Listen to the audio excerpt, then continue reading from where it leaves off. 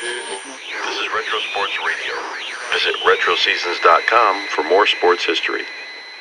On Wednesday, October 10th, 1962, the San Francisco Giants faced the New York Yankees at Yankee Stadium for Game 5 of the 1962 World Series.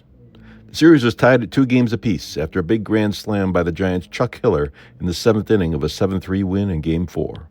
This audio recording is from the NBC radio broadcast featuring announcers George Kell and Joe Garagiola.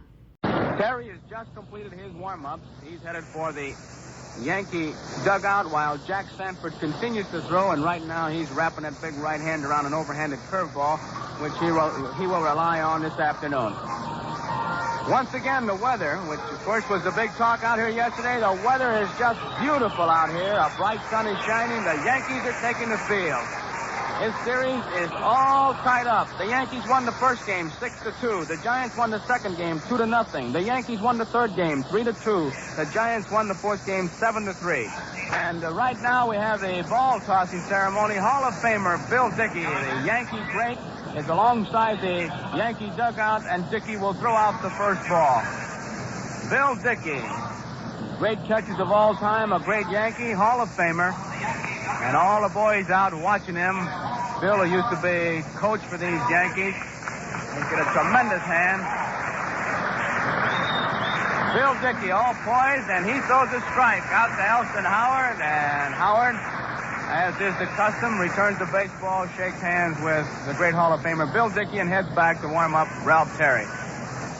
George is much a part of the conversation around that batting cage as anything was certainly the great weather we're having here this afternoon. Terrific, Joe. Even as late as last night, around 10 o'clock, the weatherman was not too sure we'd have a good day, but it has turned out to be a wonderful afternoon. A bright, sunshiny afternoon here at Yankee Stadium. As you said, a few clouds floating by, but that'll help the infielders and outfielders on these high fly balls.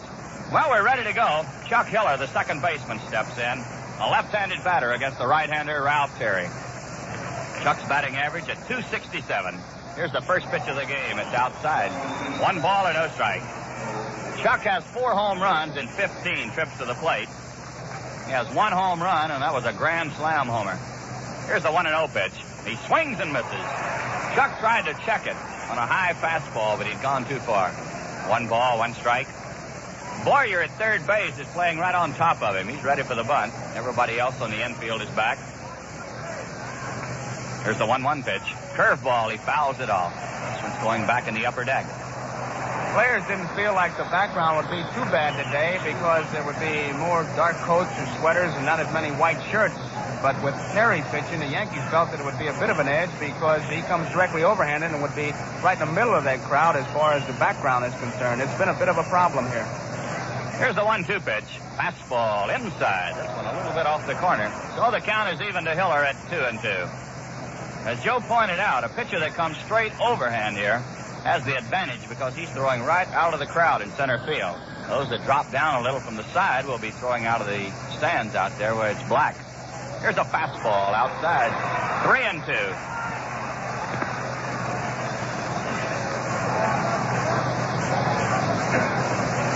Said Hiller had 4 home runs. I meant 4 runs batted in. 1 home run. That was a grand slam homer in the last ball game. 1 homer, 4 runs batted in. Terry gets ready. Here's the 3-2 pitch. Outside. He walked him. Hiller walks on the 3-2 pitch. It's a runner at first base. There's no one out, and the batter will be Jim Davenport, the third baseman. Jim's a right-handed batter. He has a 182 batting average. Been to the plate 11 times. He has 2 hits. No home runs, no runs batted in as yet.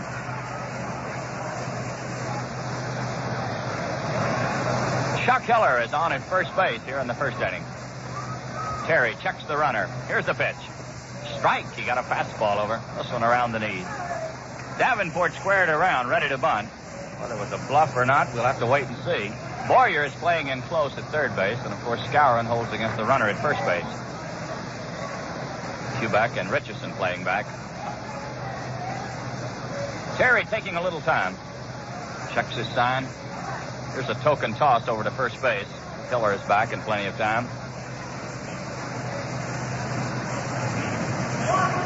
The pitch to Davenport. Strike two. He got the curveball over. So Terry moves out in front of Jimmy Davenport with a strike two count. This is an all-important ball game, maybe even more so for the Yankees than the Giants, as the action will move to Candlestick Park in San Francisco on Friday for the sixth game. Of course, the Giants feel they have an edge at home. Another toss to first base, but Hiller, only standing a step or so off the bag, gets back in plenty of time. Here's the pitch. Fastball, he struck him out. Jimmy Davenport strikes out as Terry fired the fastball by him. That's one away, and the batter will be Matty Alou. Matty's been to the plate 7 times in this series. He's had 3 hits. .429 batting average. He has 1 run batted in.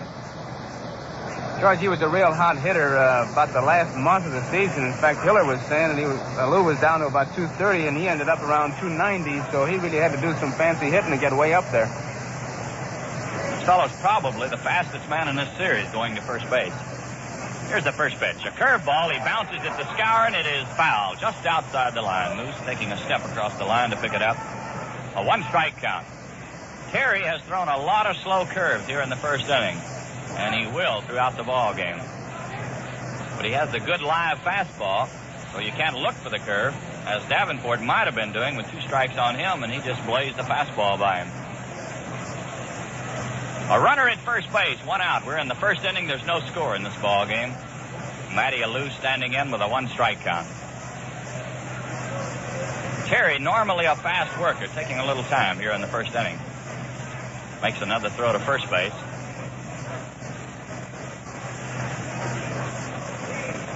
Hiller getting practically no lead at all. Here's the pitch. A slow curve, and it's in there. And boy, he really pulled the string on that one, Joe. You could see Alou just kind of give it the how do you do as he bowed. Nothing you can do when you get fooled so completely. Only you can hope for is that you don't come right out of those shoes, because he really had Matty Alou leaning forward. That's about as slow a curveball as he's thrown, George. You can reach out and catch that kind. Terry gets set. Makes another throw to first base. Keller back. Here's the bad part about it. Alou now can't look for that slow curve because he might get that blazing fastball. Here's the pitch. Fastball. He pops it foul. This one's going out of play. Still strike 2. In case you joined us late, Chuck Hiller walked on a 3-2 pitch. Jim Davenport struck out. Matty Alou batting with a strike 2 count. Terry got a new baseball from Al Barlick. He didn't like that one. Tosses it in and gets another one. Barlick, the umpire behind the plate today. Charlie Berry is at first base. Stan Landis at second base. And Jim Honachik at third base. Hank Soares down the left field line. Ken Burkhart in right field. The pitch to Alou. He struck him out. A fastball around the knees, and Matty Alou strikes out. Well, it's 2 down, and the batter will be Willie Mays. Big round of applause for Willie as he comes on.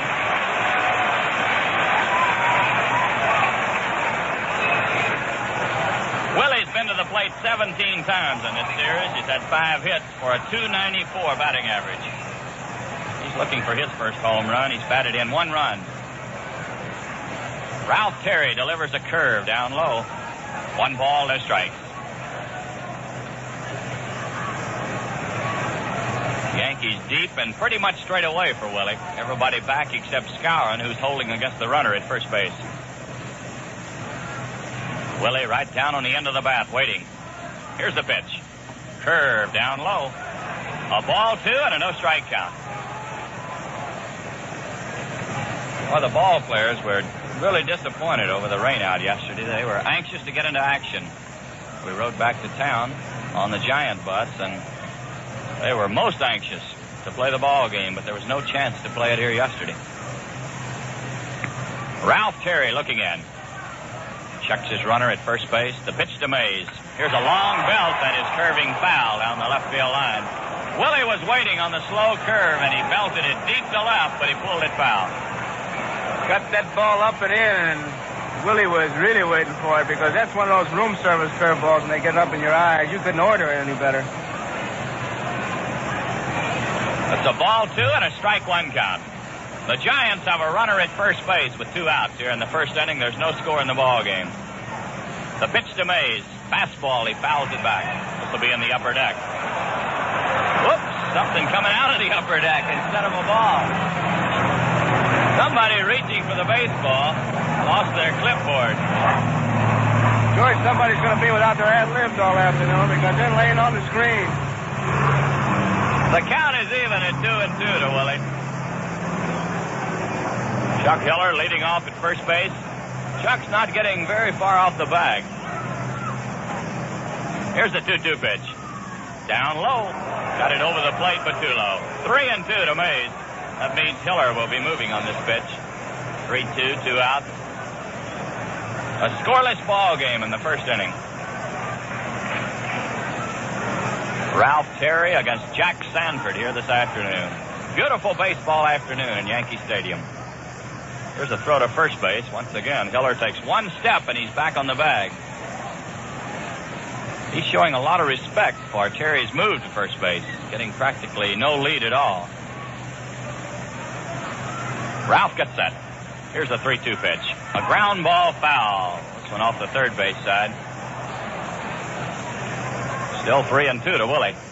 George, it always used to tickle me the different instructions you get with different type hitters. If about a 230 or 240 hitter is up and you're on first base, they say, now get a good jump so you can break up that double play or get that guy out of there. But if a good hitter like a Mays is up there, they do what they're telling Hiller. Stay here and don't you get picked off. Let Willie swing. That's right, Joe. You get picked off with Mays hitting, shoot you. Here's the pitch. Here's a liner to left field. Tresh racing in. He's got it. Willie Mays hit the ball hard. A line drive straight to Tommy Tresh in left field. For the Giants in the first inning, no runs, no hits, no errors, one man left. And the score at the end of the first half, the first inning, the Giants nothing, the Yankees coming to bat. We'll be back with more exciting action from the fifth game of the 1962 World Series after this. Your lawn could die of thirst this summer if it has to depend on the weather to get the water it needs. So be sure you've got quality hoses you can depend on from True Value hardware stores. Hi, Pat Summerall to tell you True Value nylon reinforced vinyl hoses are designed to stand up to the heat and remain flexible in cold weather. And right now you can get their 60-foot True Value hose for $9.99 or the super rugged 75-foot length for $14.99. Both have 5/8-inch inner diameter and are available only from participating True Value hardware stores. There's no one else who does it quite the way you do. So here's to you. For all you do, you know the king of beers is coming through. And now, more action from Game 5 of the 1962 World Series. Well, we move along into the bottom of the first inning. There's no score in the ball game. Tony Kubek will lead off for the Yankees. He'll be followed by Bobby Richardson, then Tommy Tresh. Jack Sanford is taking his warm-up tosses. During the regular season, Jack won 24 games and lost 7. And, of course, he was the winner in the second game of this World Series by a score of 2-0. That game being pitched at Candlestick Park out in San Francisco. Kubek has been to the plate 17 times in the series. He's had 4 hits for a .235 batting average. He's looking for his first home run and his first run batted in. Another big crowd on hand today, although we do see a few empty seats here today.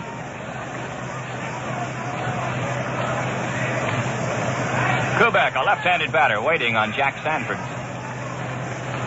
Jack goes into the windup. Here's his first pitch. That's ball. It's in there. 1 strike to Kubek. Giants had a runner at first base in the first inning. In case you joined us late, Hiller drew a walk to open the game, but he was stranded there as Terry got the next 3 batters. Here's the pitch to Tony. Fastball outside. 1 ball, 1 strike. The Giants play Kubek straight away, even a little bit toward left field. Tony will hit the ball into left and left center a lot. Sanford gets ready. Here's the 1-1 pitch.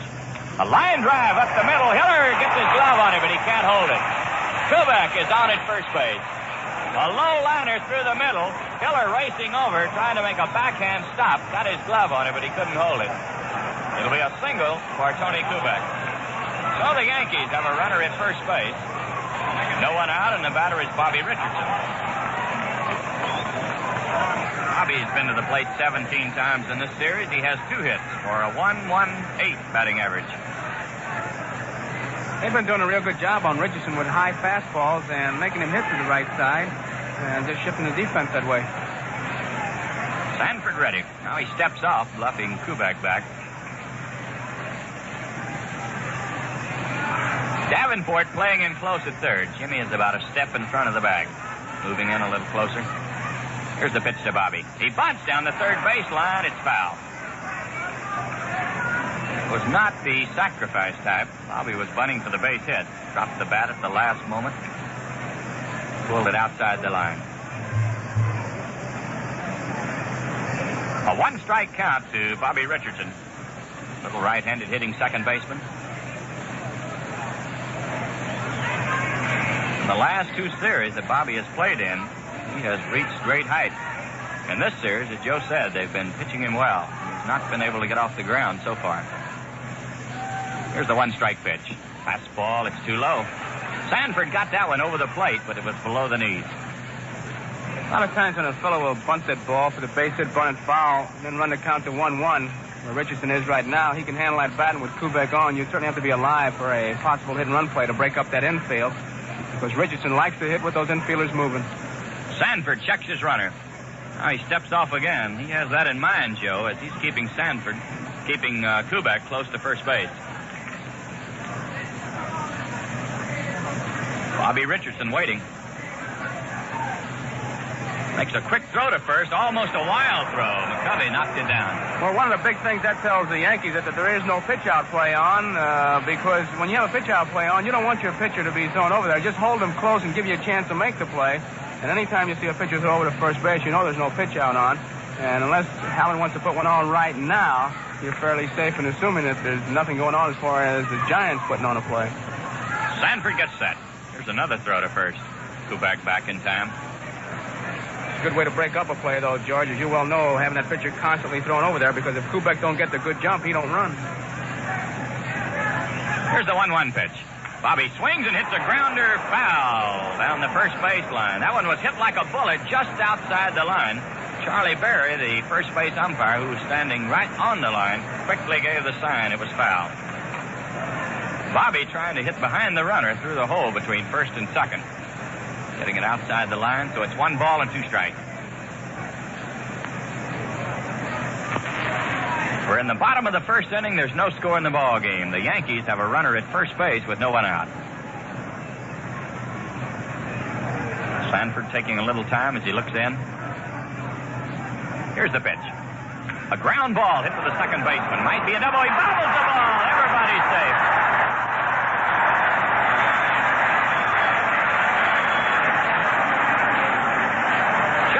Was all set to make the double play. A big bouncer near the bag at second, and in his anxiety to flip it over to Pagan, it dropped out of his glove and everybody's safe. That was a tailor-made double play. Big hop and all, but Chuck let it get away from him at the last moment. So the Yankees have runners at first and second. No one out, and the batter will be Tom Tresh. Tommy will be batting left-handed against the right-hander Jack Sanford. Been to the plate 17 times. He has 6 hits for a .353 batting average. So Sanford is in a hole here in the first inning. 2 on with no one out. No score in the ball game. Davenport in close, looking for the bunt from third base. McCovey is playing in a couple of steps. He's ready for the bunt. The pitch to Tresh. Here's a drive back. It's going to have a double play, maybe a triple play. Here's a throw to second. Save. Tommy Tresh hit a line drive back to Sanford, who speared it. He had a triple play if he'd have realized it, Joe. I think Sanford forgot that the man was on at second base because he took a couple steps and then flipped the ball, and then you could see him shake his fist, and now he's standing on a mound with his hands on his hips. He has forgotten, I'm almost certain, that Kubek was on at second base because Tony was about 15 feet from second base, and George, as you so quickly said, it could have been a triple play if he wheels and fires to Pagan, who was Johnny on the spot. If he throws to second first, he has a triple play easily enough because McCovey, after taking the throw and getting Richardson, threw down to Pagan, and it was very close on Kubek. Both runners were moving. So there's 2 outs with a runner at second base, and the batter is Mickey Mantle. Well, it's the little excitement and pressure of the World Series that causes things like that. You just don't pick things up as quickly as you normally would. The pitch to Mantle. Strike. He got a fastball over. Mickey's been to the plate 15 times. He has 2 hits. A 133 batting average. Sanford really helping himself out of a jam as he speared that line drive. It was headed for center field. What a great play, and there's 2 outs now with a runner at second base. Mickey Mantle right down on the end of the bat. Here's the pitch. Ball, it's too low. 1 ball, 1 strike. Mickey is looking for his first home run in this World Series. Hit a lot of balls hard, but so far he has not been able to get under the ball. Most of his hard shots have been line drives.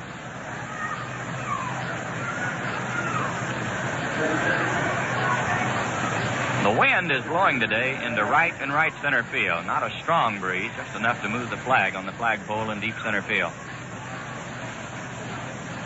Sanford taking a little time, looks in. Here's the 1-1 pitch. Strike 2. Fastball of the outside corner. 1 ball, 2 strikes to Mantle. The Yankees have a runner at second base with 2 outs here in the first inning. There's no score. So far, he hasn't thrown any curveballs, all fastballs. In contrast to the way Marichal pitched, for example. Marichal threw a lot of slow curveballs and got Mantle twice with the slow curveball, but Sanford is relying on that good fastball that he has, and he's just been moving it in and out. We mentioned before the ball game, Tom Heller, the catcher, says there's no getting ahead of Mantle or Maris and working on him. They start working on him from the very first pitch. So Mickey wanted Al Barlick to have a look at the baseball. Sanford tossed it in, and Barlick looked it over and tossed it right back to him. So it's 1 ball, 2 strikes. Sanford is making Mantle wait. Mickey staying right in the batter's box. Jack gets ready. Here's the pitch. In the dirt with a fastball. Haller made a nice play as he scooped it up. That'll even the count at 2-2. No score in the first inning. Tony Kubek is down at second base with 2 outs.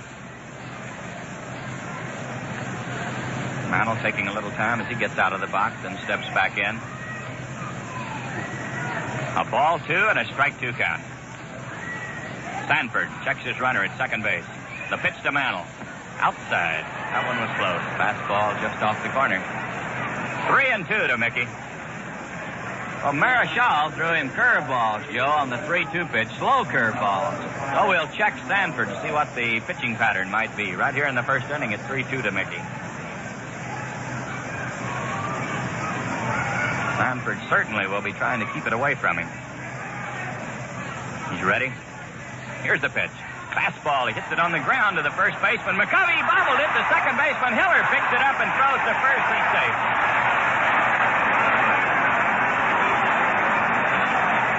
McCovey let the ball get away from him. Hiller picked it up, made the throw to Sanford in time to get Mantle, but he pulled him off the bag. Oh, we'll have to wait. There's an error on the play. It's charged against McCovey. Kubek stopping at third base, so the Yankees have runners at first and third with 2 outs, and the batter will be Roger Maris. Joe, a very unusual play, and they almost got him. Almost got him is right, George, and one play where if it just gets a little bit past the pitcher covering, the run's going to score because Haller cannot back up the play. He had to protect home plate, so there was nobody backing up the play. It was a real gamble throw by Chuck Hiller. You always like to see that in a ball player coming back after making an error. To gamble and try to get his man. Sanford has been in a lot of trouble in his first inning, but he's been really blowing his neck and pitching out of it. Let's see what happens. Here's Roger Maris. The first pitch, a swing and a miss. There goes Mantle to second. There'll be no throw down to second base. McCovey was playing deep at first base, giving Mantle a lot of room, and Mickey racing into second base. Well, they have runners at second and third with 2 outs. A 1-strike count to Roger Maris. Raj has 3 hits in this series and 13 trips. 231 batting average. Maris has 4 runs batted in. He has no home runs.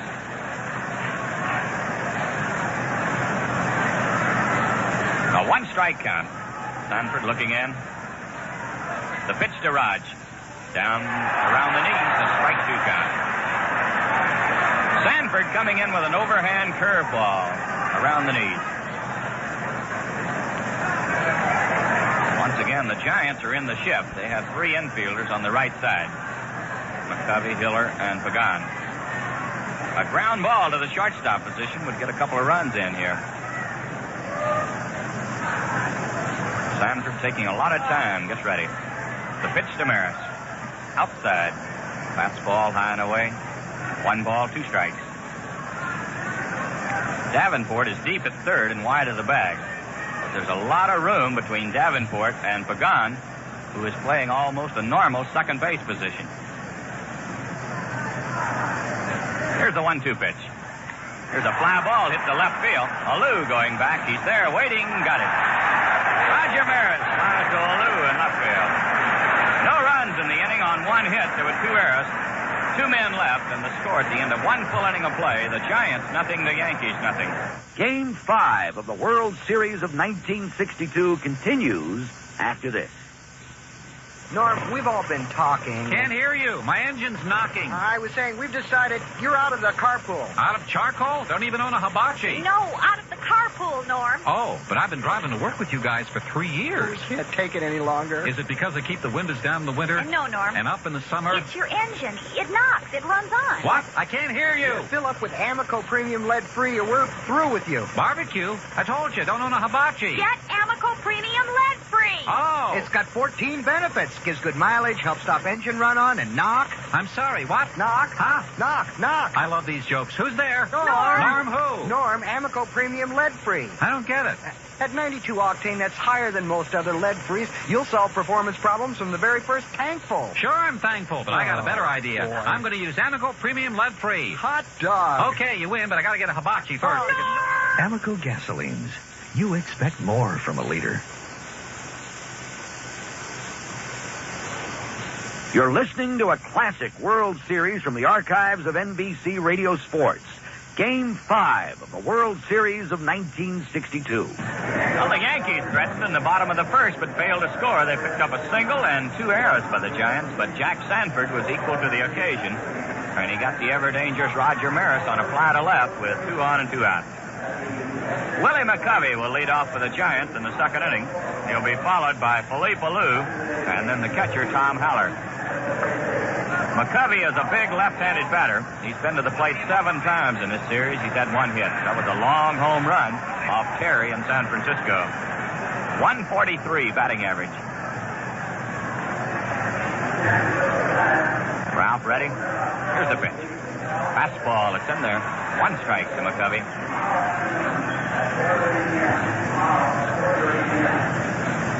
The Yankees are deep and far around to the right for Willie. They play him to pull all the way. Here's the pitch. Another fastball. He swings and misses. Strike 2 to McCovey. Terry's keeping that ball inside, and the home run that McCovey hit, the thing that surprised Terry was not this big fella's power, but how the ball was able to stay fair because it was way inside. He thought it would curve foul. Willie waiting. The 2-strike pitch. Inside, a fastball that pushed him back. 1-2 to McCovey. Oh, he's right down on the end of the bat. Big bat looks like a toothpick in his hands as he waves it around. Here's the 1-2 pitch. He struck him out. Threw the fastball by him, and Willie McCovey goes down swinging. That's 3 strikeouts for Ralph Terry. 1 away, and the batter will be the left fielder, Philippe Alou. Philippe has been to the plate 14 times, and he has 3 hits for a .214 average.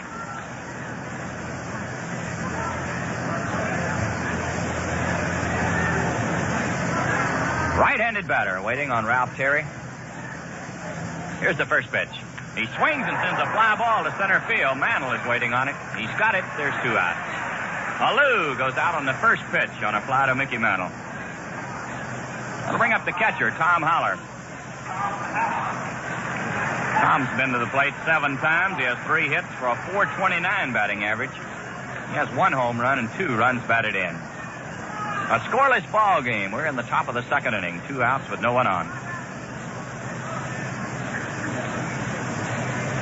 Here's the first pitch to Howler.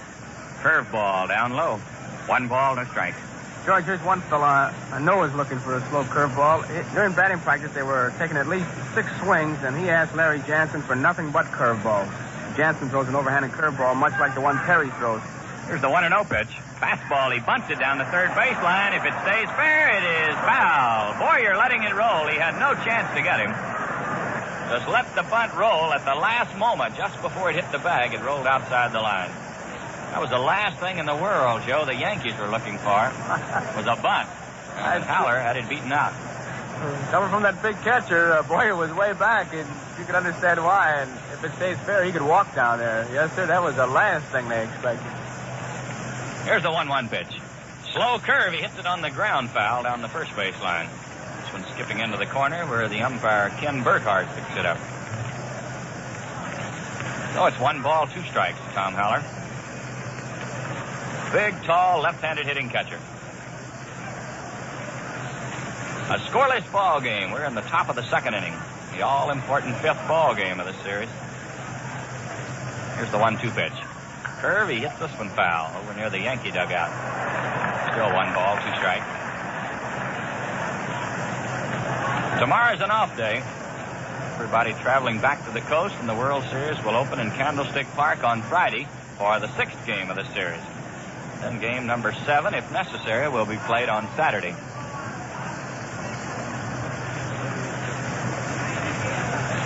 Terry into the windup. Here's the 1-2 pitch. Slow curve. He hits it hard. Richardson scoops it up. Here's the throw to first. He's out. A low liner. Bobby Richardson playing it on the short hop. Flips it over to Bill Skowron in time to get his man. No runs, no hits, no errors, no one left. And the score at the end of the first half, the second inning. The Giants nothing, the Yankees nothing. Back with more action from this classic World Series game of 1962 after this. Now listen, but listen quick, because it comes and goes just like that. The Pennzoil Chaparral, driven by national champion Johnny Rutherford. Here it comes again, all bright and brilliant in its traditional Pennzoil yellow color. That's a $40,000 engine that just roared by, turning out 9,500 torturous RPM. Does it mile after hard-running mile, race after race after race. The Pennzoil Chaparral. It has Pennzoil written on it and Pennzoil in it. Protection for a winner. Pennzoil Motor Oil. Protection for cars like the Chaparral and cars like yours. Ask for it. America has asked for Pennzoil since America learned to drive. Pennzoil, we ask for motor oil. Pennzoil. NBC Radio is presenting a rebroadcast of Game 5 of the 1962 World Series. The San Francisco Giants versus the New York Yankees. Elston Howard will lead off for the Yankees here in the bottom of the second inning, followed by Bill Skowron, then Cletus Boyer. No scores. We move into the bottom of the second. The Giants have no runs, no hits. They've made 2 errors. The Yankees, no runs on 1 hit. They have no errors. The Yankees had base runners all over the place in the first inning, but Sanford getting Maris on a fly to left to end the threat. Here's Howard, a right-handed batter. 3 hits and 10 trips for an even .300 batting average.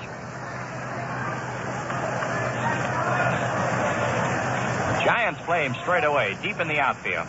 Everybody back on the infield. Here's the pitch. Inside, a fastball that got away from Sanford, almost hit him. 1 ball, no strike. That one was high and tight.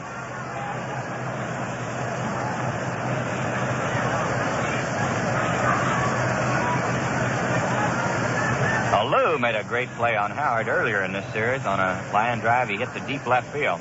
Here's the pitch. He swings and fouls it back. This one coming into the press box.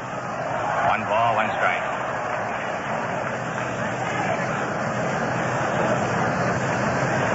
Yankees batting in the bottom of the second inning. No score in the ball game.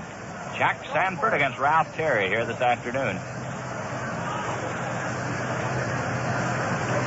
Jack taking a little time as he looks in. Here's the 1-1 pitch. Curve, he swings and misses. Bad curveball breaking down and away to Howard. 1 ball, 2 strikes.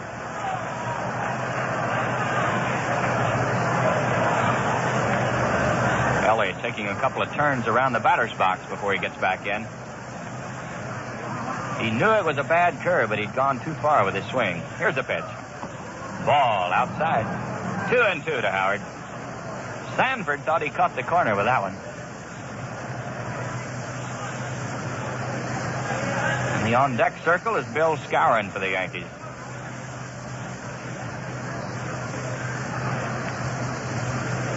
Elston Howard right down on the end of the bat, waiting.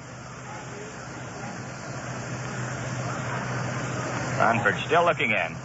Takes the long look. Now he is stepping off the rubber. And as he does, Elston Howard gets out. A ball 2 and a strike 2 count. Here's the pitch to Ellie. Curve, it's in the dirt. This one gets away from Haller, going back to the screen.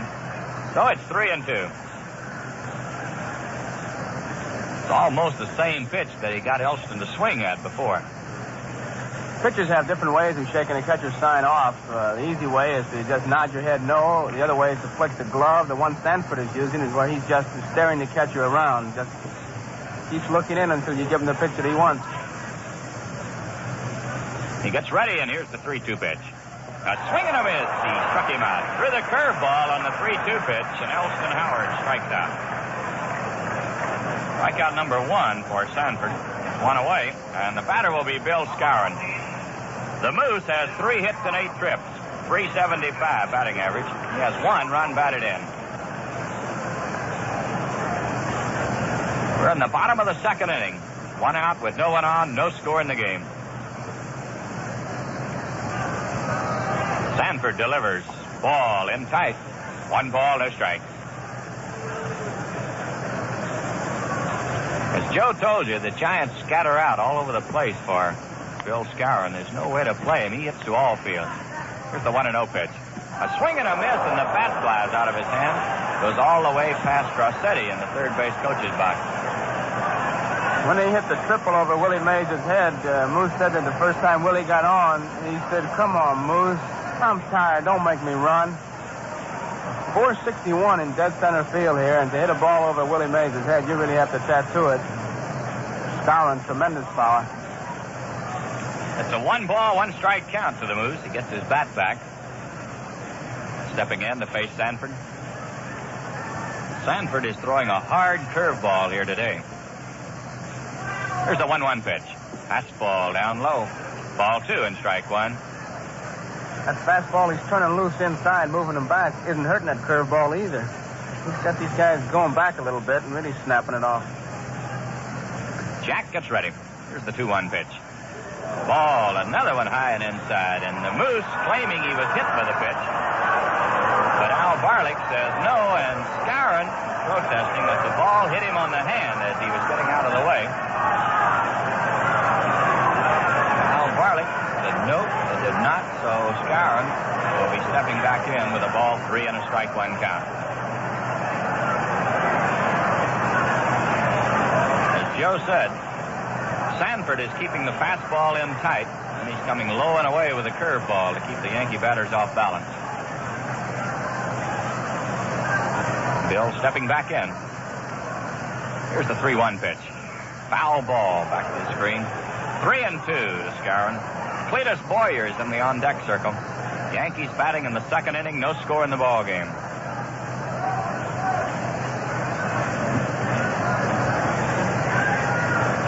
Sanford threw a curveball to Howard on the 3-2 pitch. We'll be watching to see what he throws Skowron in this spot. You'll see Sanford change baseballs a lot during the course of the afternoon. Right now he's getting a new one. He's one of those pitchers that just has to feel right in his hand. And all baseballs, of course, are supposed to be the same, but there are little changes, like maybe a little higher seam, or it just doesn't feel right. And if it doesn't, Sanford, he'll find that spot that doesn't feel right, and new baseball. He'll change a lot of them. Here's the 3-2 pitch. A swing and a miss, a curveball, and he struck him out. Bill Skowron strikes out on the curve. That's 2 outs. And the batter will be Clete Boyer. Sanford refusing to give in to these batters.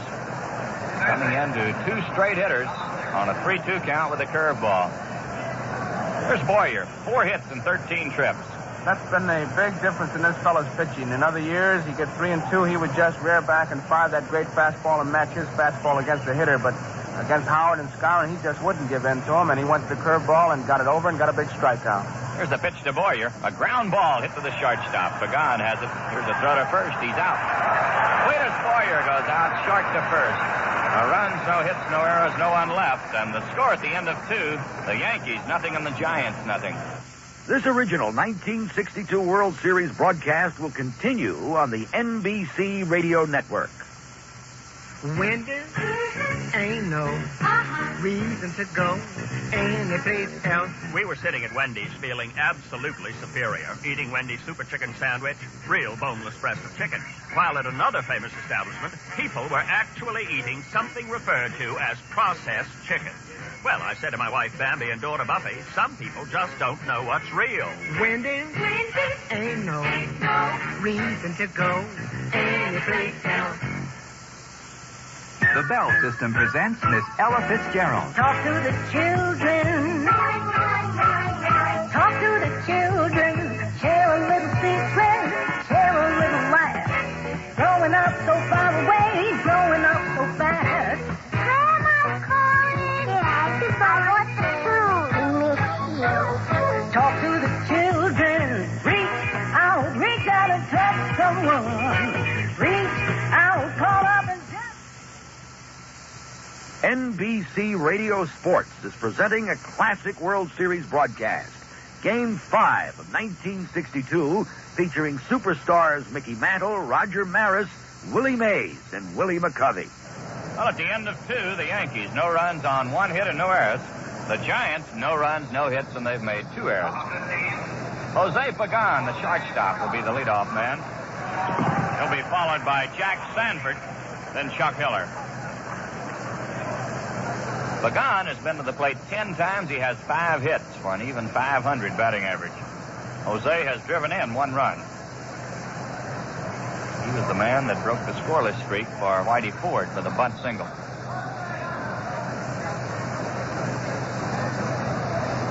The Yankees are going to play in close on the infield. Jose, a fast base runner and a good bunter. Terry delivers a curve. He swings and misses. 1 strike. Jose looked like he might have been waiting on the curveball. He really had a riffle at it. A 1-strike count. Boyer moving in a little closer at third base. Terry into the windup. Here's the pitch. A line drive to center field. A shot up the middle.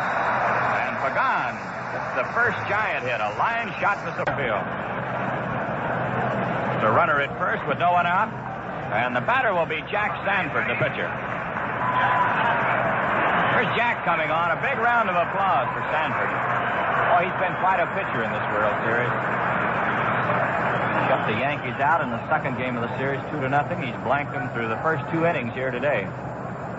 Right now, he's checking with Whitey Lockman, the coach at third base, to see if the bunt sign is in order. Boyer evidently thinks so. He's right in on top of Sanford. Here's the pitch. Strike. He got a fastball over. Sanford squared around, ready to bunt. Pulled the bat back, and Barlick went up with the right hand. He'll have to bunt that ball on that first base line, George, the way Boyer is right in on top of him, unless Alvin Dark may want to switch off and start his man at first base. The Yankees have a play that they use, too. Now, it's a pickoff play, and now we got all kinds of conferences. Lockman talking to Sanford, Terry talking to Skowron, and Pagan and Jansen talking. And I'm sure Jansen's talking about that very play, which is one where Skowron will break in about 4 quick steps on a given signal and then break back towards the bag and take the throw from the pitcher, hoping that they can get that base runner. Well, we're ready to go. Sanford back in. A 1-strike count. Terry makes a quick throw to first. Pagan back in time. Boyer still coming in. Here's the pitch. He bunts down the first baseline. It's a good one. Skowron picks it up, throws to Bobby Richardson in time for the out as Pagan moves down to second base. So the sacrifice works for the Giants. They have a runner at second with 1 out, and the batter will be Chuck Hiller, the second baseman. Chuck threw a walk to start this ball game. Left-handed batter with a .267 batting average.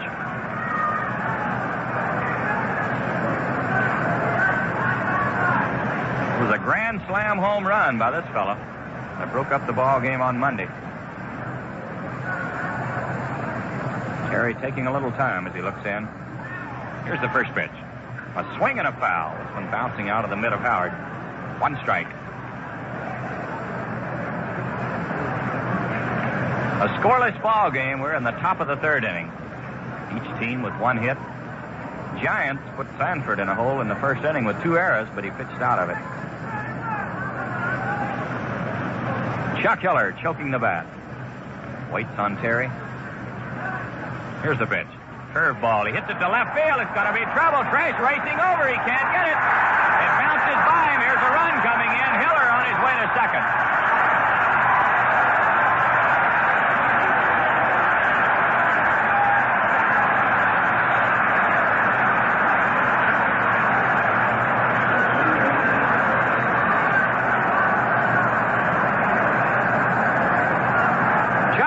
Sliced a fly ball down the left field line. Tresh racing over near the line. Couldn't get it. It bounced by him. Pagan coming in to score, and Hiller raced to second with a double. So the Giants have taken a 1-0 lead here in the 3rd inning. The batter is Jim Davenport. Jimmy struck out his first time at bat. Right-handed batter. Terry delivers a fastball up high. 1 ball, no strikes. Elston Howard calling time as he races out to the mound for a conference with Terry. So Chuck Hiller drives in the first run of this 5th game with a slicing double into the corner in left field. And you can hear the Giant fans all over this stadium as they start their rhythmic applause. These Giants have been able to use the little things in baseball and make them pay off. The little sacrifice bunt here by Sanford moved the man in the scoring position. In the first game where Terry and Sanford hooked up, it was a bunt in that first inning after Hiller had doubled that set it up. Sacrifice bunt by Felipe Alou, so the little bunt figuring very prominently. Here's the pitch to Davenport. He swings and misses through the fastball by him. 1 ball, 1 strike. Pagan opened this inning with a single to center field. Jack Sanford sacrificed, and Chuck Hiller sliced a double to left. Here's the 1-1 pitch. A ground ball hit the third. Boyer has it. Flips it over to Skowron, and plenty of time to get Davenport, as Hiller has to hold on at second base. Well, there's 2 down, and the batter will be the right fielder, Matty Alou. Matty was a strikeout victim his first time at bat. Bud Daly, a left-hander, is throwing in the bullpen for the Yankees in deep right field. It's a 1-0 ball game. The Giants are out in front.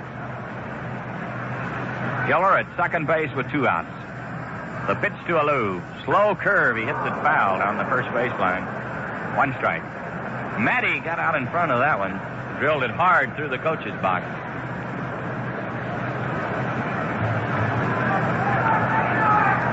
Terry getting a new baseball from Al Barlick.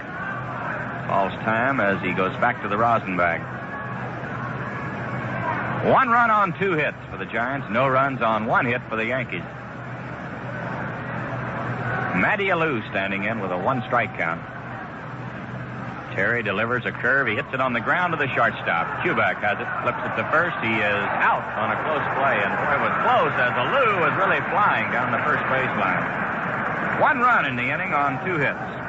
No errors, 1 man left, and the score at the end of the first half of the 3rd inning, the Giants 1, the Yankees nothing.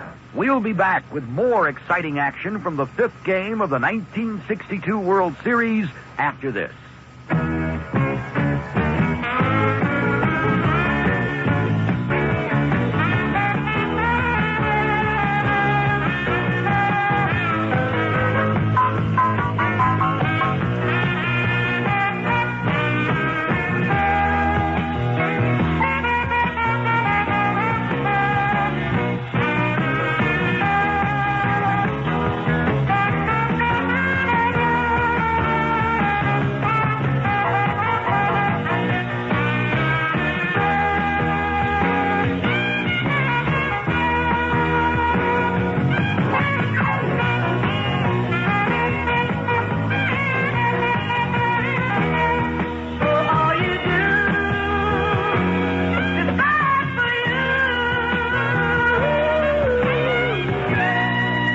Anheuser-Busch, St. Louis. World Series Classics is brought to you on WTMJ, Milwaukee. Oscar Brown Jr., star of public television from Jump Street, headlines the entertainment at the 8th Annual Community Arts Festival, sponsored by the Milwaukee Inner City Arts Council. Brown is noted for his unique interpretation of Afro-American history through the use of song, dance, and verse. I'm Marie Crockett, inviting you to see and hear Oscar Brown Jr. and a magnificent lineup of entertainers at the Community Arts Festival Saturday and Sunday, August 1st and 2nd at the Performing Arts Center. Festival gates open at 11:30 a.m. It's free. And now, more action from Game 5 of the 1962 World Series. Ralph Terry will lead it off for the Yankees in the bottom of the third inning, followed by Kubek and then Bobby Richardson. A 1-0 ball game. The Giants are out in front. A single by Pagan, a sacrifice, and a double by Chuck Hiller, getting the run across in the top of this inning. Terry's a right-handed batter.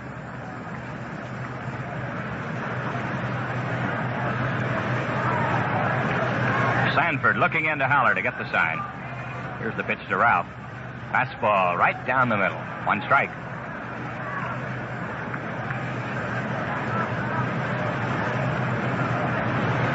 Ralph choking the bat as he waits on Sanford. Here's the pitch.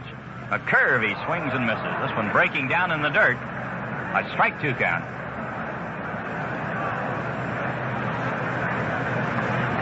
Sanford has not been getting the curveball over, but he's been getting the Yankee batters to swing at it, which is just as good. Here's the pitch. He tries to bunt, he missed it. So Terry is out on strikes. Ralph was going to bunt with 2 strikes on him. Sanford came in with another curveball that broke down in the dirt. Terry bunted at it and missed. Strikeout number 3 for Sanford. That's 1 away. And the batter will be Tony Kubek. The difference in the curveballs has been that Terry's has been a slow one where the Giant hitters have been able to follow it, whereas Sanford has been throwing that hard curveball, that dive bomber, and they've been kind of just nipping at it. They haven't really been able to follow it. They've been breaking off at the last minute.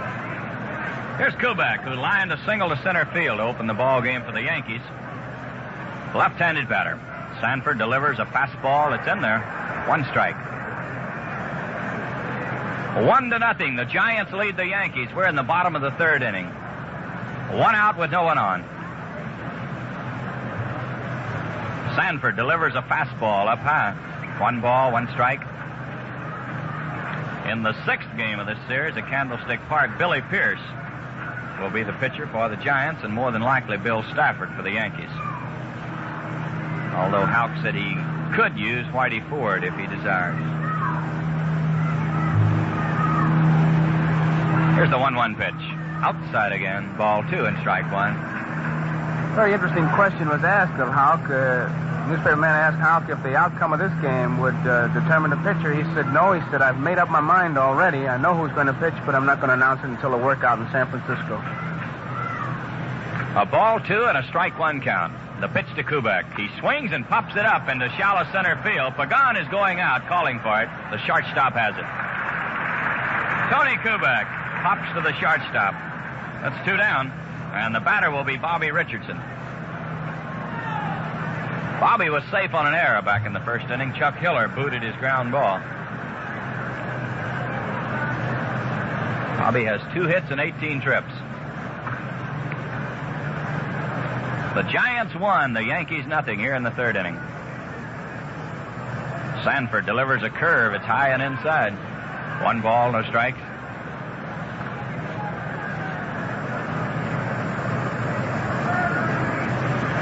Giants play Bobby straight away, not too deep. Bobby, a line drive hitter, will hit to all fields. Here's the 1-0 pitch. A swing and a miss. 1 ball, 1 strike. Sanford has the Yankees swinging at bad pitches today. That's to his credit that he is so deceptive that it looks like a strike until the last moment. Here's the 1-1 pitch. Outside, a fastball off the corner. Ball 2 and strike 1. Most of the bad pitches they've swung at have been breaking balls. Curves down and away. Here's the 2-1 pitch. He swings and pops it up on the infield. Willie McCovey at first base is calling for it. He's got it. The side's retired. No runs, no hits, no errors, no one left. And the score, at the end of 3, the Giants won, the Yankees nothing. Game 5 of the World Series of 1962 continues after this. Morning seems to start out better. You seem to go much better when you start the day together. Maxwell House and you get back to the land of feeling. Just Maxwell House, only Maxwell House. A taste of feeling like no other coffee. Always good to the last drop. George brought his boss home for dinner with no warning. How'd it go? I had to work fast, so I started a quiche. Eggs to the rescue. Right, they're easy. And elegant. And economical. You know, at 90 cents a dozen, large eggs are just 60 cents a pound. I know. Didn't my mother call? No, I left the cooking to George, and his boss was so impressed, he's moving him up in the company. Really? Right, up to the 10th floor restaurant. They need a new chef. The incredible edible egg. Sponsored by the American Egg Board. You're listening to a classic World Series from the archives of NBC Radio Sports. Game 5 of the World Series of 1962. Well, at the end of 3, it's a 1-0 ball game. The Giants are out in front of the Yankees.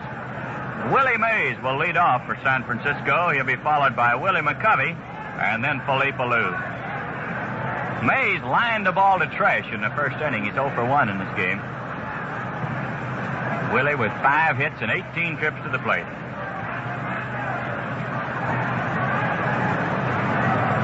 Ralph Terry looking in. Here's the pitch to Willie. Curveball. He bounces it foul behind the plate. 1 strike. The Giants picked up a run in the 3rd inning. That's been the only scoring in this game. A single by Pagan, a sacrifice bunt, and a double by Chuck Hiller getting the run in.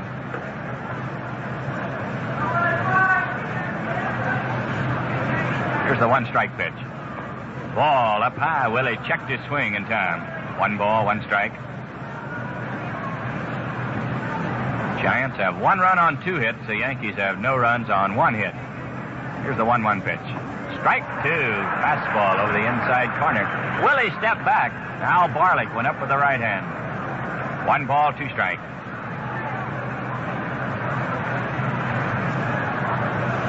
Terry ready. The pitch, a swing and a foul tip. Terry coming in with a slow curve. Mays foul tipped it out of the mid of Elston Howard.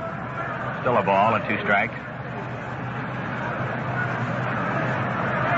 Boy, it's turned out to be a beautiful afternoon here in New York.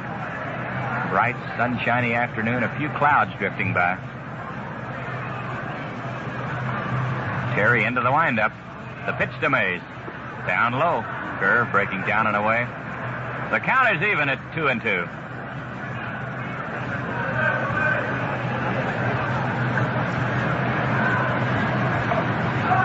Terry checks the sign.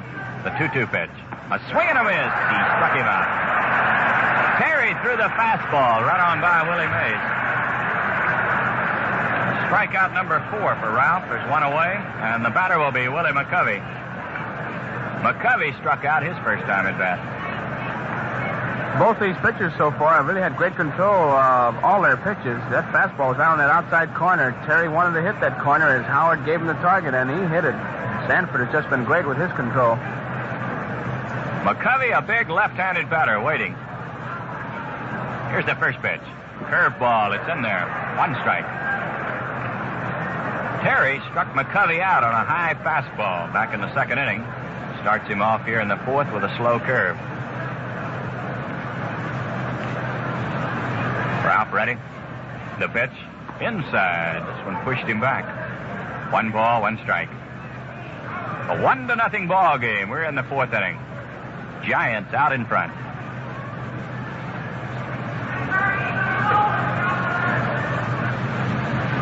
Here's the 1-1 pitch. Fastball hit on the ground foul over near the Yankee dugout. 1 ball, 2 strikes. The short right field fence here in Yankee Stadium makes a very inviting target to Willie McCovey. Of course, fences don't mean too much to this fellow. When he gets a hold of one, it goes. Terry checking the sign. He didn't like that one. He steps off, waving in to Howard to start over. Here's the pitch. A ground ball hit to the second baseman. Bobby Richardson has it to throw to first. He's out.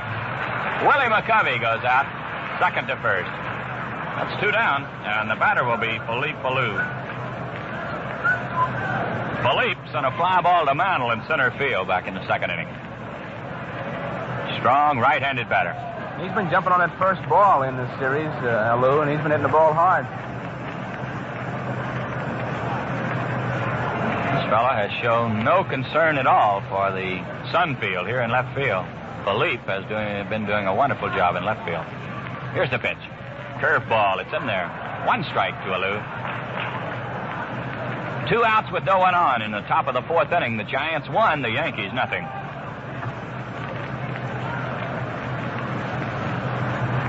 Terry pounds his glove. Here's the pitch. Slow curve hit down the left field line. It is fair ball into the corner. It gets by Tresh. Here's a Lou on his way to second, around second, on his way to third. Mantle is throwing the ball in. They're going to hold him at third base.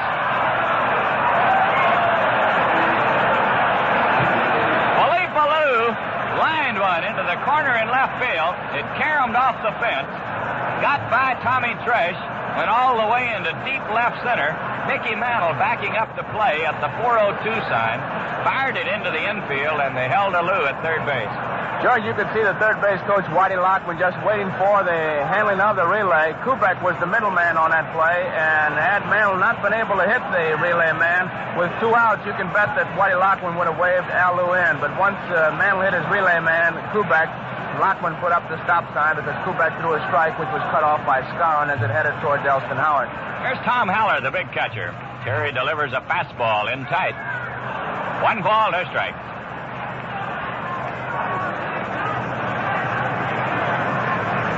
Very alert fielding by Mantle.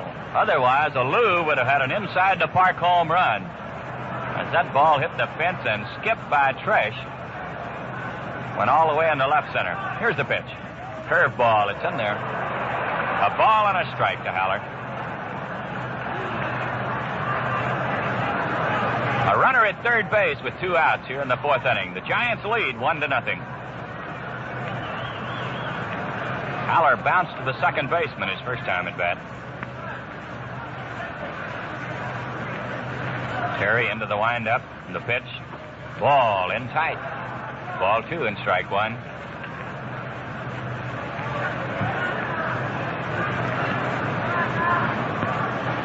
Both Scarron and Richardson are very deep and near the line for Haller, playing him to pull all the way. Here's the 2-1 pitch. There's a liner to right. Maris racing in. He's there, makes the catch. Tom Haller lined the ball straight to Maris in right field. No runs on 1 hit. There were no errors. 1 man left, and the score at the end of the first tie at the 4th inning, the Giants won, the Yankees nothing. Back with more action from this classic World Series game of 1962 after this. Excuse me, sir, but what's that you're raising up there? That's the prime rate. Going up today. Oh, I see. Some days it goes up, some days it goes down. And what exactly does the prime rate do? Well, mostly it scares people silly. Little higher. If the bank prime rate is scaring you out of a new car, ask your GM dealer about GMAC. GMAC has financing right now at rates that make sense. So get that new Chevy, Pontiac, Olds, Buick, Cadillac, or GMC truck you want with help from GMAC, the financing people from General Motors. Hi, Pat Summerall to remind you that good household help is hard to find, except at True Value Hardware stores. There you'll find a selection of quality-designed Rubbermaid products to provide helpful convenience all over the house. Use Rubbermaid stackable storage bins to organize kitchen utensils, or in the family room to store small toys and sewing notions. Rubbermaid shower accessories will help keep bathrooms looking neat. Plus, you'll find durable Rubbermaid pitchers, waste baskets, and more at participating True Value Hardware stores and home centers. NBC Radio is presenting a rebroadcast of Game 5 of the 1962 World Series, the San Francisco Giants versus the New York Yankees. Well, it's a 1-0 ball game. The Giants out in front of the Yankees as we go into the bottom of the 4th inning. Tommy Tresh will lead off. He'll be followed by Mickey Mantle and then Roger Maris. The Yankees have but one hit off Jack Sanford. That was a single by Kubek to open the ball game. The Giants have picked up 3 off Ralph Terry. George, you remember the little things. It was the second time at bat at Candlestick that Tresh tried to beat out the bunt and pop that ball up that Sanford had a little bit of trouble with and ended up a base hit for him, a bunt. Here's the first pitch. Ball outside. 1 ball and no strike. Tommy lined into a double play his first time at bat. He hit a line drive right back to Sanford with runners at first and second and no one out. Sanford then turned through to McCovey at first base, doubling off Richardson. Here's the 1-0 pitch. A curveball. He hits it into shallow center field. Mays racing in fast. Maybe trouble. It is in there. Here's Tresh on his way to second. He'll hold on at second base. Pagan, Hiller, and Mays all converging in shallow center field. Pagan got his glove on the ball. He couldn't hold it. It scored as a 2-base hit for Tommy Tresh. Almost a great play by Pagan, who came from nowhere, stuck his glove right into the middle of the fielders and got his glove on it, but he couldn't hold it. So the tying run for the Yankees at second base with no one out, and the batter is Mickey Mantle. Mickey was safe on an error his first time at bat. McCovey let his ground ball get away from him.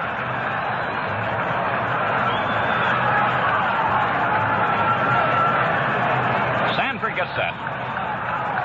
The pitch to Mantle. Ball down low. 1 ball or no strikes.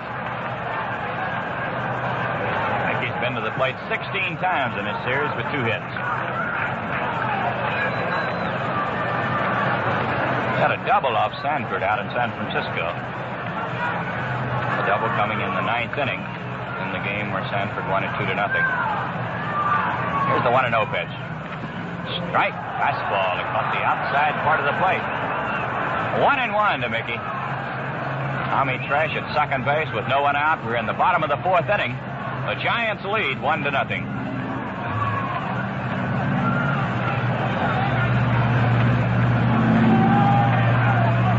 Another full house here at Yankee Stadium for this 5th ball game. The pitch to Mantle. He bunts. It is foul. Mickey was going to drag one down the first baseline. Both McCovey, the first baseman, and Hiller, the second baseman, playing deep. But he fouled it back. So it'll be 1 ball, 2 strikes.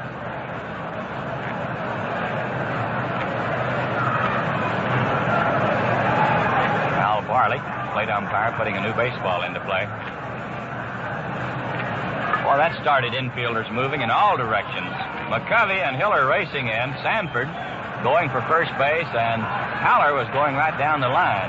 He didn't realize the ball had gone foul for a moment. Here's the 1-2 pitch. Outside. He tried to get the corner with a fastball. 2-2 to Mickey. 1-0. The Giants lead the Yankees.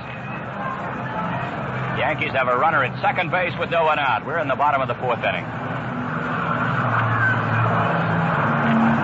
Sanford taking a little time, trying to get out of a tough spot. Comes to a set position. The pitch to Mantle. Outside. Mickey held up on it. 3-2 to Mantle.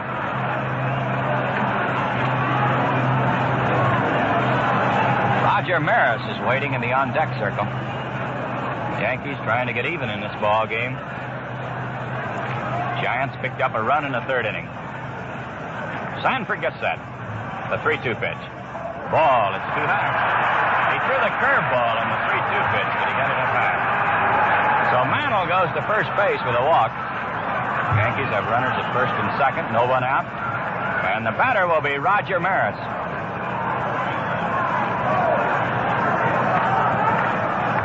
Well, it'll be interesting here, Joe, to see if the Giants go into the shift with 2 on and no one out. A lot of things to think about. Just how would you set it up for Mantle with a surprise attempt to bunt? And here's Maris with that wide open territory down.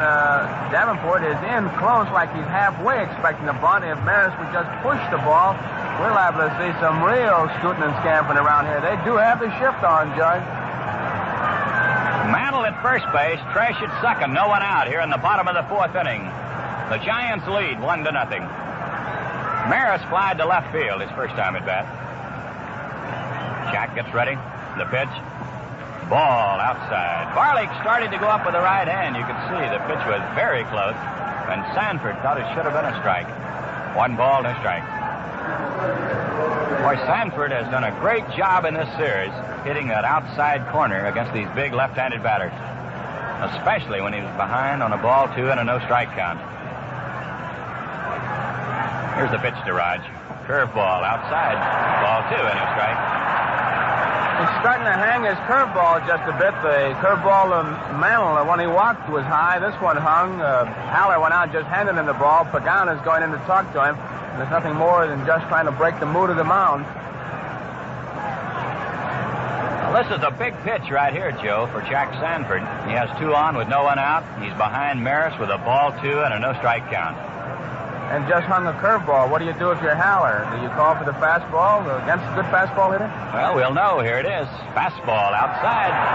3-0 to Maris. Jack was trying to hit the corner. And look at that Maris, George. He's looking at Crossetti as if he's saying, please let me hit. Well, we'll find out if the hit sign is on. Raj is right down on the end of the bat. A ball 3 and a no-strike count. The runners edge off. Here's the pitch. Strike. He got the fastball over. 3-1 to Maris. Raj was taking on it. Gave no indication he was going to swing. Hey, one thing, it was not right down the middle. He got it a little bit on the outside part of the plate, around the knees. Sanford looking in. Here's the pitch to Maris. He swings and hits a bouncer to McCovey. He's going to second for 1 out. Back to first. He is safe at first base.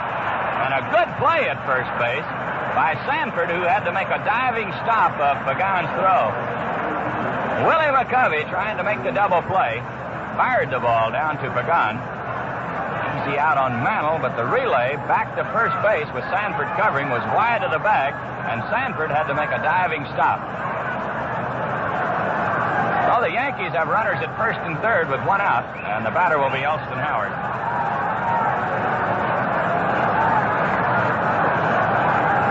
Tresh at third base, Roger Maris at first.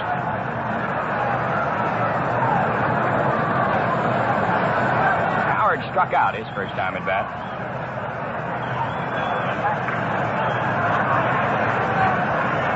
Elston stands deep in the batter's box and about as far away from the plate as any batter in this series.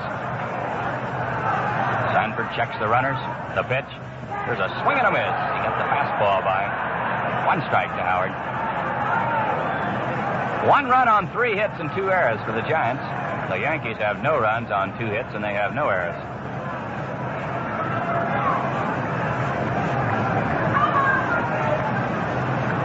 Sanford taking a little time as he looks around. He's in a tough spot here in the 4th inning. Here's the pitch. Curve down low. 1-1 to Howard. Tom Tresh opened this inning with a pop fly double into shallow center field. Mickey Mantle drew a walk. Roger Maris then slammed the ground ball to McCovey, who threw down to second for the force out on Mantle. Now it's 1 ball, 1 strike count to Elston Howard. Sanford gets set. Now he steps off, bluffing Maris back to first base, and as he does, Elston Howard gets out.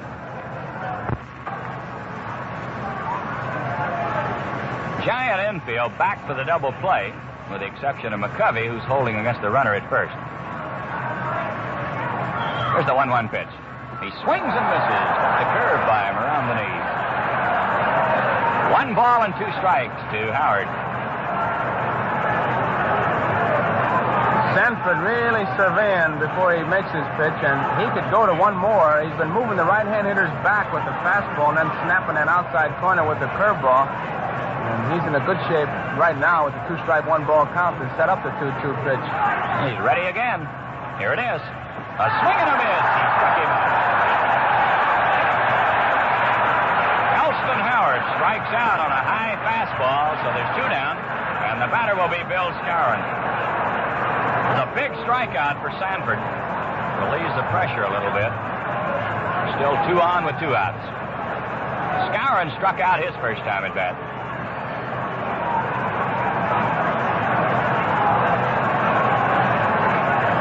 Well, it's easy to see how this Sanford won 24 ball games. There's a quick throw to first. Maris back in town. He just pitches his own game. He doesn't let the hitters or the situation change his pattern. He pitches his game. He won't give in to him. The pitch to Skowron. It's in the dirt. It gets away from the catcher. Here's a run coming in. The throw to the plate is not in time.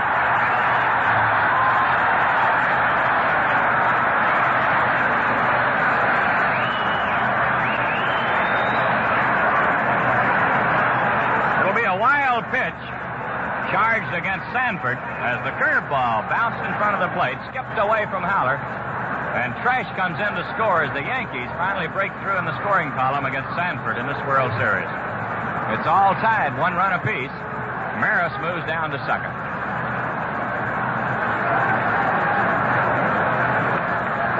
Jack Sanford getting set again. Here's the pitch. Curve, it's in there, right at the knees. 1 ball, 1 strike. The Giants won, the Yankees won in the bottom of the 4th. The Yankees have a runner at second base with 2 outs.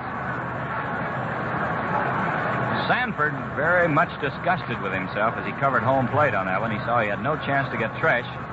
Just slammed the ball into his glove. There's a fastball high and inside. Skowron has to get out of the way. Ball 2 and strike 1.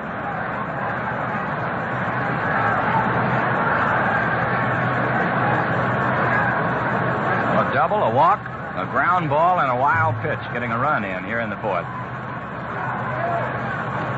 A 1-1 ball game. Here's the pitch to Skowron. He swings and misses. Curveball around the knees. The count is even at 2-2.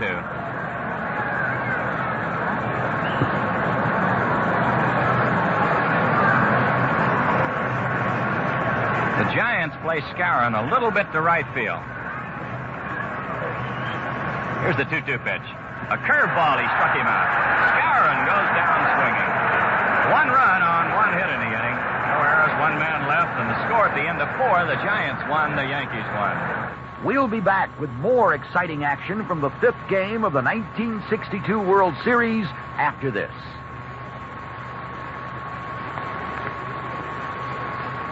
And now, more action from Game 5 of the 1962 World Series. Hi, baby. Which one is he? This one with no hair. Looks quite a bit like me, baby. The no hair part does. Does he look like a 38-year-old uncle? Life will be changed again. Yeah, so will he. He looks so helpless. Yeah. Have you got new insurance? No, not new insurance, but I adjusted our policy. I have that adjustable life insurance. The amount of coverage? Sure, the coverage or the premiums, term, whatever. This baby, when the last baby was born, I did the same thing, just adjusted it. When I bought my house, when we started the business, I just pick up the phone and say, hey, Mr. Banker's Life, adjust my policy. Well, any significant change I've had in my life, I just buy a new policy. Well, that's typical. I have a collection. I used to, too. He's smiling at me. He's smiling at that's gas. Besides that, he's smiling. Adjustable life insurance from the Banker's Life of Des Moines. As your life changes, you can change how much insurance you've got or how much you pay without adding policies. You simply adjust your policy as your needs change. In life, you've got to adjust. The Banker's Life of Des Moines. We're in the yellow pages. And now, more action from Game 5 of the 1962 World Series. Well, we move along. A 1-1 ball game as we go into the top of the 5th inning. 1 run, 3 hits, and 2 errors for the Giants. The Yankees 1 run on 2 hits, and they have no errors.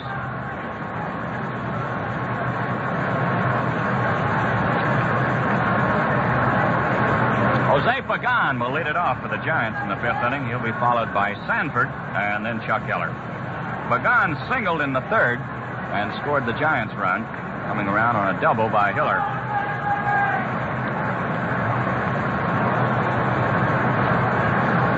Right-handed batter facing the right-hander, Ralph Terry. Here's the first pitch. Strike, fastball over the outside corner. A 1-strike count. Jose out of the box for just a moment. He's checking with Boyer at third base. Boy, if Cleat moves back a couple of steps, he's going to be bunting. Here's the pitch. He swings and hits a long belt to left field. It's well hit. This one is going. It's gone. A home run.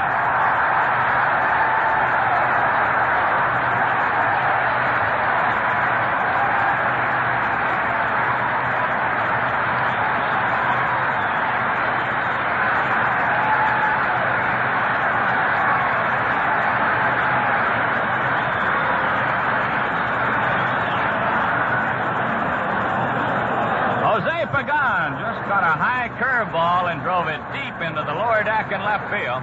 And the Giants have taken a 2-1 lead. Jack Sanford, the batter. Jack sacrificed his first time at bat. He swings and pops it up on the infield. Bobby Richardson at second base is waiting on it. He's got it. There's one away. Sanford swinging on the first pitch. Pops to second base. Covering up the second baseman, Chuck Heller.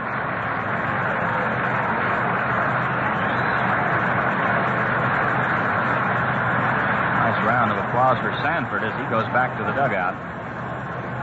A lot of Giant fans here at Yankee Stadium this afternoon. Here's Hiller. He walked in the first inning. Drove a double to left field in the third. Drove in a run. Ralph Terry delivers a curve outside. 1 ball or no strikes. Well, it's the Giants 2 and the Yankees 1. We're in the top of the 5th inning. Here's the 1-0 pitch. Strike, a fastball right down the middle. 1 ball, 1 strike. Heller, a little left-handed batter, chokes the bat. The pitch. He swings and lines it straight to the first baseman. Bill Skowron taking the line shot off the bat of Chuck Heller. It's 2 down, and the batter will be Jimmy Davenport. Jimmy struck out in the first inning. Bounced to third base in the third.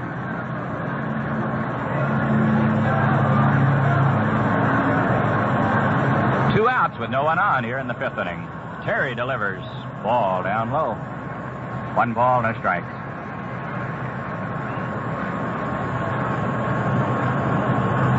Jimmy Davenport waiting on Ralph Terry. Here's the 1-0 pitch. Strike. It was a slider. Caught the outside corner. One of the few sliders that Terry has delivered today. And throwing mostly slow curves. A few fast curves and the good live fastball. Here's the 1-1 pitch. Curveball. He bounces it foul down the third baseline. Whitey Lockman coming over to pick it up. 1 ball and 2 strikes. Jose Pagan opened this inning with a long home run into the left field seats. Sanford popped to second. Hiller lined to the first baseman. Terry gets ready. Here's the 1-2 pitch. A swing and a miss. He struck him out. Jimmy Davenport strikes out. 1 run on 1 hit. No errors, no one left. And the score at the end of the first half, the 5th inning, the Giants 2 and the Yankees 1. Game 5 of the World Series of 1962 continues after this.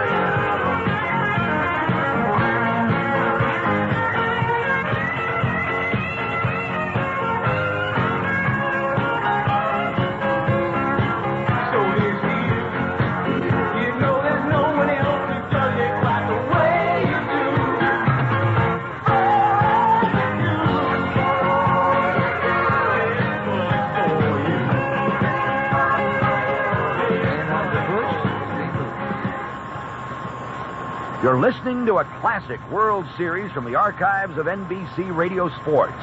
Game 5 of the World Series of 1962. Well, we move along into the bottom of the 5th inning. The Giants out in front by a score of 2-1. Clete Boyer will be the leadoff man for the Yankees. He'll be followed by Ralph Terry and then Tony Kubek. Boyer bounced to the shortstop his first time at bat. Sanford gets ready. Here's the pitch.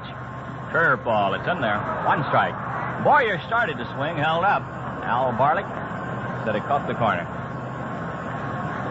Well, the Giants got 1 in the 3rd, 1 in the 5th. The Yankees picked up 1 in the 4th inning. Here's the pitch to Clete. Outside, a fastball off the corner. 1 ball, 1 strike. Little Jose Pagan has been the hitting hero for the Giants in this game. He singled and scored the first run. And he hit a home run to break a 1-1 tie here in the top of the 5th inning. Here's the pitch to Boyer. He swings and misses. Cleat was trying to hit that one into right field as Sanford is getting the fastball over the outside corner. Cleat was going to try to drive it down the right field line. 1 ball, 2 strikes.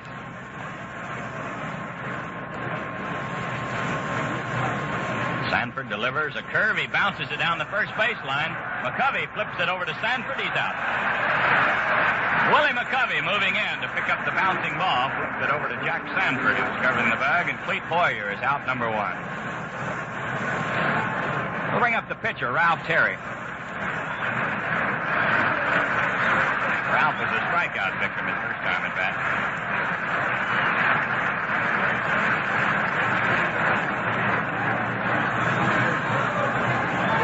Terry wants Al Barlick to have a look at the baseball. Jack tosses it in, and Al says we'll put a new baseball into play. I think Terry might have been pitching with that ball a little, Joe, and he knows something. You've seen that happen 100 times where it's all right when you got that ball and you're pitching it, and then you come in, the first thing you do is tell your hitter that leads off the inning, take a look at that baseball. But Boyer didn't look at it, but Terry made sure that Barlick would give it a real quick check. They don't mind throwing that dirty baseball. They don't like to hit at it, do they? No, sir. Well, we're ready to go. Sanford into the windup. Here's the pitch. He swings and misses. Boy, Sanford is not playing fair with Terry at all. He's throwing him nothing but curveballs. And a hard curveball. It's not a big roundhouse, slow-breaking curveball. It's a real good snapper. Here's the 1-strike pitch. Fastball up high. 1-1 to Ralph. We're in the bottom of the 5th inning. There's 1 out with no one on. The Giants lead the Yankees 2-1.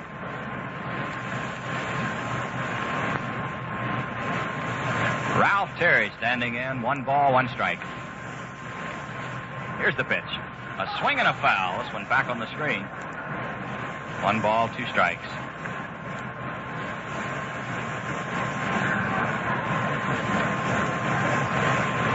The Giants scored in the 3rd to go out in front, 1-0. The Yankees tied it in the 4th, and Pagan hit a home run here in the top of the 5th to put the Giants in front. Here's a curve down low. 2-2 to Terry. That's the pitch the Yankees have been swinging at today, the low curveball, but Terry laid off this one. The Giants have out-hit the Yankees 4-2. Here's the pitch. A ground foul down the first baseline.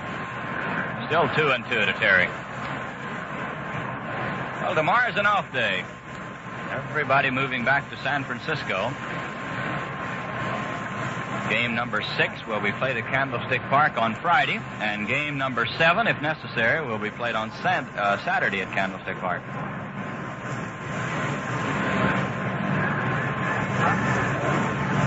Jack Sanford checking the sign. Here's the 2-2 pitch. He's swinging a miss. He struck him out. Terry goes down swinging. Strikeout number 6 for Jack Sanford. 2 away, and the batter will be Tony Kubek.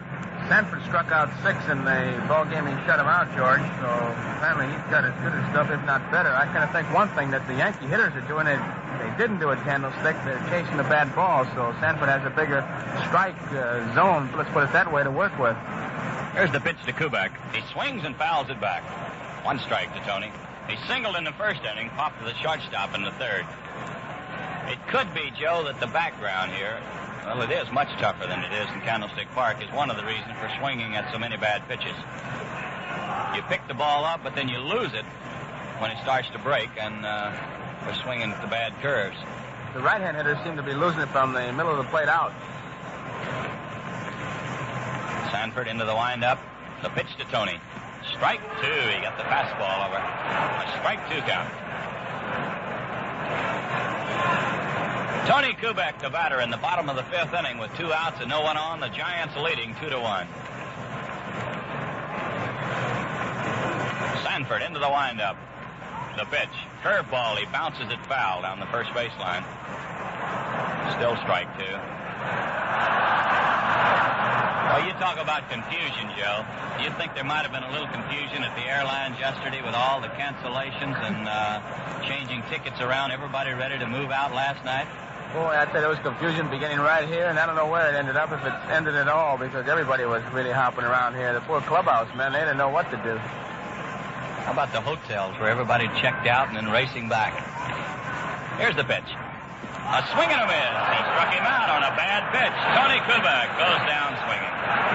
No runs, no hits, no errors, no one left. And the score at the end of 5, the Giants 2, the Yankees 1. Back with more action from this classic World Series game of 1962 after this.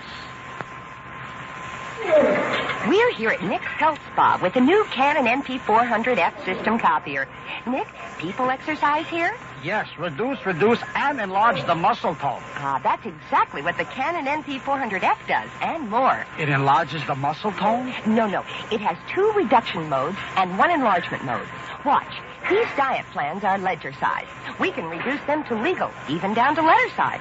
At 40 letter size copies a minute, the NP400F is the fastest compact system copier. Looks like a pretty fit machine. That's because it's a desktop copier. It also feeds and has an optional sorter. So if you want to reduce, or enlarge your copies, this machine can do it? Yes, it also feeds, speeds, and sorts. I bet it don't sweat. No, it don't sweat. Want to see if I can pick it up? No. The Canon NP400F, the fastest compact system copier. Micronics makes it simple.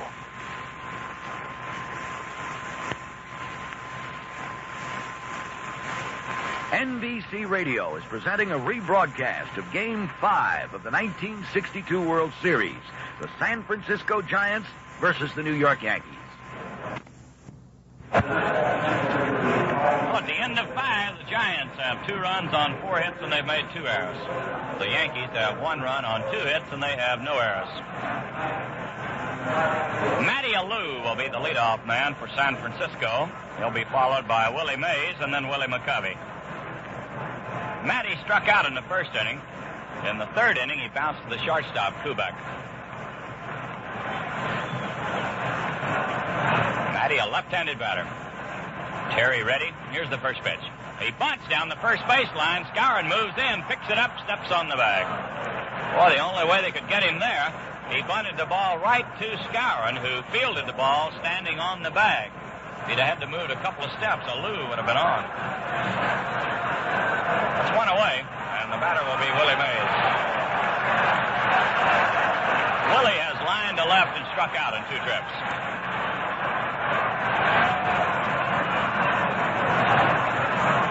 Mays still a great favorite here in New York. Terry delivers a curve down low. 1 ball, no strikes. We're in the top of the 6th inning. The Giants lead 2-1. Terry into the windup. The pitch. He swings and hits a fly ball into center field. Mantle going back. He's there. Makes the catch. The ball was hit a long way into straightaway center field. 2 down, and the batter will be Willie McCovey. Mantle had to travel some 400 feet to get that one. Here's McCovey, who struck out in the 2nd inning. Bounced to the second baseman in the 4th inning. Big left-handed batter. Terry delivers a curve down low. 1 ball, no strikes. Without using the shift, the Yankees are about as far over as they can get. Richardson way over on the grass. Skowron guards the line. Kubek just about behind the bag at second base. They play McCovey to really pull. There's another curve down low. It's ball 2 and no strikes. Terry trying to get McCovey to swing in a bad curveball, maybe beat it into the dirt. Willie says you got to come in with it, Ralph. Here's the 2-0 pitch. There's another curve. It's in there. A slow curveball that just floated over the plate. Ralph has pulled the string on some curves today, but he almost held that one as it just floated up there. Like it had a string on the end of it, and he just yanked it back. You think McCovey would have had a pretty good cut at the fastball, Judge? I believe he was ready, Joe. Here's the 2-1 pitch. Fastball hit deep to right field. Maris going back. He's got the room on it and makes to catch. Willie McCovey flying to Maris in right field. No runs, no hits, no errors, no one left. And the score at the end of the first half, the sixth inning, the Giants 2 and the Yankees 1. This original 1962 World Series broadcast will continue on the NBC Radio Network. When you're faced with tedious grass trimming chores, stand up to your lawn with a weed eater trimmer from True Value Hardware Stores. Hi, Pat Summerall to tell you the Snippy model is the ideal choice for average lawns because it quickly trims a 10-inch path and weighs just 3.5 pounds for less tiring operation. For larger jobs, get the Weed Eater Needy Trimmer that trims and sweeps a 16-inch path. Both of these time and work savers feature tap-and-go heads and are available at participating True Value Hardware Stores and home centers.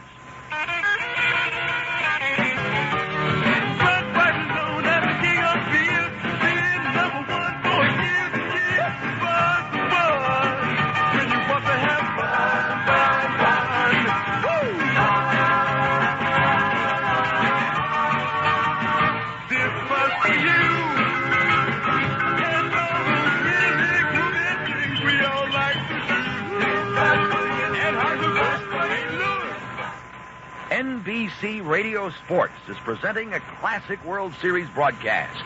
Game 5 of 1962, featuring superstars Mickey Mantle, Roger Maris, Willie Mays, and Willie McCovey. Well, it's the bottom of the sixth inning. The Giants lead 2-1. Bobby Richardson will lead off for the Yankees. He'll be followed by Tommy Tresh and then Mickey Mantle.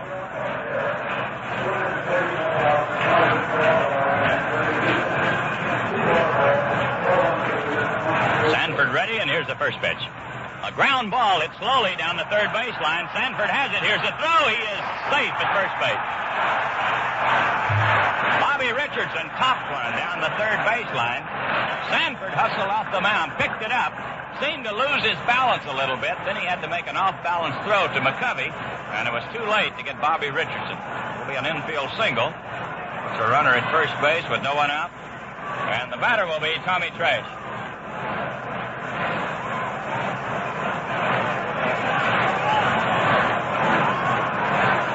Tresh lined to the pitcher in the first inning, lined into a double play as Sanford speared his line drive. In the fourth inning, he doubled and scored the lone Yankee run. The Giants are looking for the bunt. Davenport is in close at third base. Sanford gets set. There's a quick throw to first. Richardson back in time. That was hit number 3 off Sanford. The Giants have picked up 4 off Ralph Terry. Another throw to first. A lot of times you'll ask your pitcher to throw over to first base, hoping that at the first movement the hitter will tip his hands because instinctively he'll slide him up if he's bunting. Tresh gave no indication he would be bunting, so he's doing a good job. Here's the pitch. Ball down low. Tommy squared around. As Joe said, while he was throwing to first, he gave no indication. But as Sanford delivered to the plate, Tresh squared around, ready to bunt. Took the fastball down low. 1 ball, no strike. Well, when you've got batters like Mantle and Maris coming up and you're 1 run behind, I guess you got to give them a chance, Joe, with that bunt. You got to get those cannons up there. Here's the 1-0 pitch. He bunts, it is foul. This one up in the air, coming back on the screen. 1 ball, 1 strike. He's going to have to bunt down the first base line unless it's a real good one because Davenport is right in on top of him. Sanford's not giving him a good ball to bunt. He's real high, riding, hard fastball, and Tresh batting left-hand will really have to tilt that bat to get it down to McCovey, who takes old Willie a little bit of time to get started at first base. We're getting action in the bullpen for the Giants. Don Larson, a big right-hander, is throwing. Here's the pitch. Tresh bunts down the first baseline. It's a good one. McCovey bobbles it. Here's the throw. He is out on a close play. Willie McCovey bobbled the ball for just a moment, quickly picked it up and threw to Hiller in time to get Tommy Tresh. Richardson moves to second on the sacrifice. 1 out, and the batter is Mickey Mantle.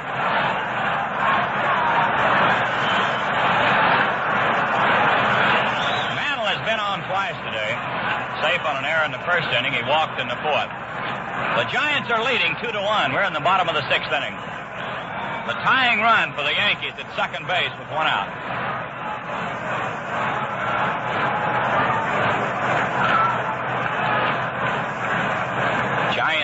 up and around to the right for Mickey, who's batting left-handed against the right-hander Jack Sanford. Here's the first pitch. Strike. The overhand curveball in at the knees. Well, the giant pitchers in this World Series have made some great pitches on Mantle. They've been getting the curveball around the knees. They've been keeping the fastball on the outside part of the plate. Absolutely nothing here in Yankee Stadium that he can pull.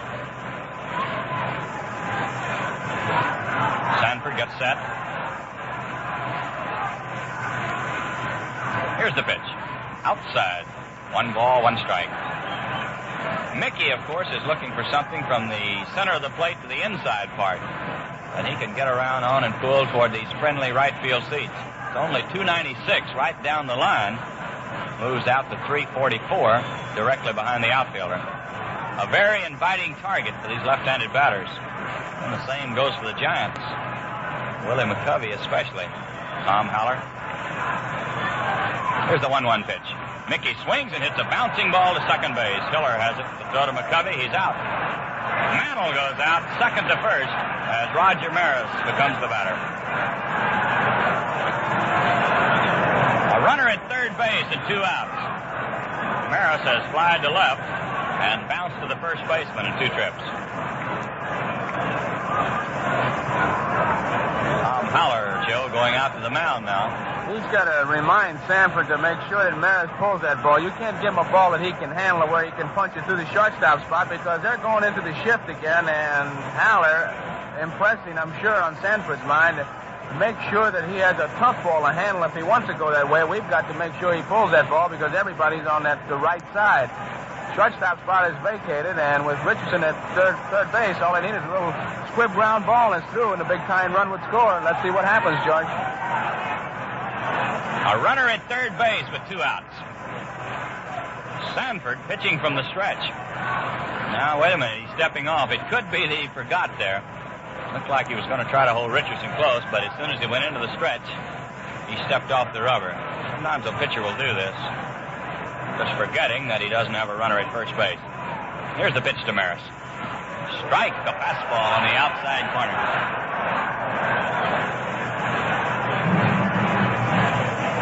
Well, that was the pitch for Raj to punch through that hole as Sanford threaded a needle on the outside part of the play. They're daring Maris, no doubt about that. Raj right down on the end of the bat.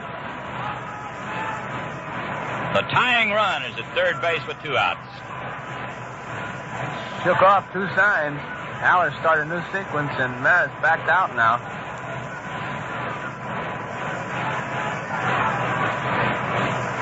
Sanford taking a little time, gets ready. Here's the pitch. Outside. Maris was ready to bunt. He was going to push one. The pitch was way outside. 1 ball, 1 strike. Raj trying to figure out a way to get this tying run in. The Giants are leading 2-1. Giants really gambling, and Maris will be up there to pull that ball. The first 2 pitches been outside. Here's the 1-1 pitch. Outside again, a fastball off the corner. Joe, they're not only playing him far to right field, but they're pitching him outside, really giving him something he can hit through the hole. They are just determined that Maris will not change his swing and try to pull that ball, so the tough ball to pull is one that would be easy to send through the slot. Here's the 2-1 pitch. A swing and a foul. No, it's not a foul. Here's a run coming in. He is safe at the plate.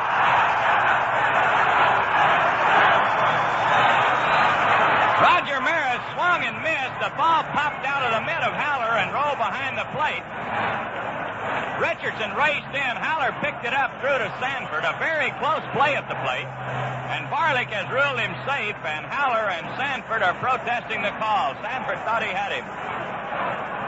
It'll be a pass ball charged against Haller, and here's Dart coming out. It looked like a foul tip that popped off the mitt of Haller, but Barlick quickly gave the sign he did not foul the ball, and Richardson, very alert at third base, took the sign and raced in. Haller made a quick recovery, threw the ball to Sanford, who put the tag on Bobby, but it was too late. So we have a brand new ball game. It's all tied at 2-2. A pass ball charged against Tom Haller, the first Yankee run in this game, coming on a wild pitch. Dark now leaving the mound. He's just trying to settle his pitcher down because both runs have scored. One a wild pitch and a fast ball, but in this inning, George, not a ball has left the infield. A little squibber down the third base line by Richardson. He beat it out. A sacrifice by Tresh. A ground ball by Mantle moved Richardson to third, and now they pass ball, and that ball hadn't gone more than 4 or 5 feet from home plate, and they've tied it up. WTMJ Milwaukee. I believe Joey crossed him up. I think he was looking for the curveball. He got the fastball. That's why it popped out of his mitt. Could have been that. Here's the 2-2 pitch to Maris. He swings and hits a ground ball to second base. Hiller makes a good play. The throw to first. He's out. Roger Maris goes out second to first. 1 run on 1 hit. There were no errors, no one left, and the score at the end of 6. The Giants 2 and the Yankees 2. We'll be back with more exciting action from the 5th game of the 1962 World Series after this. A lot of good people work for commercial credit. That's what makes commercial credit work.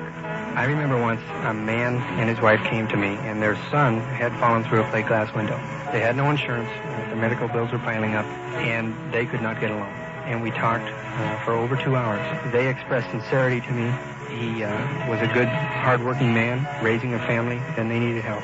And we helped them, which proves a point, I think, about commercial credit, because on paper, they did not look like a good credit risk. We gave them the loan they needed. They knew that I cared about their problem, because obviously anybody that has kids can relate to the way they felt.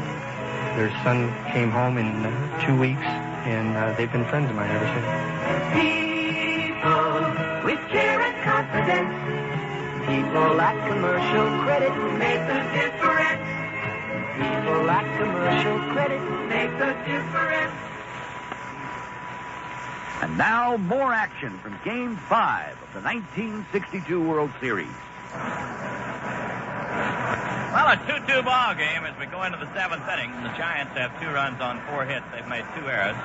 And the Yankees have 2 runs on 3 hits, and they have no errors. Well, a double and a home run getting the 2 Giant runs in, and the Yankees have scored on a wild pitch and a pass ball.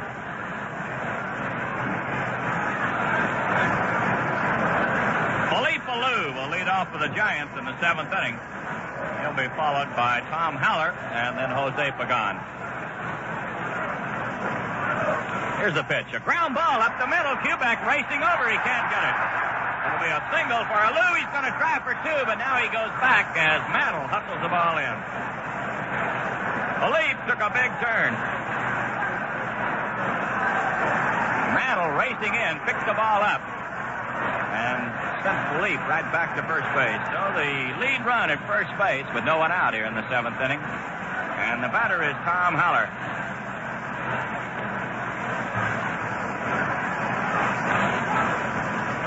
Time is called as Jansen comes up with a few words of advice for Haller.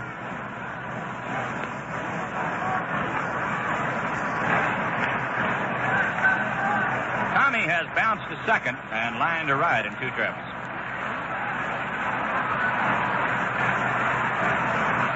Terry gets set.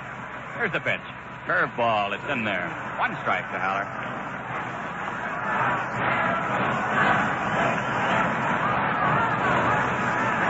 The hit by Alou was number 5 off Terry. They've out-hit the Yankees 5-3.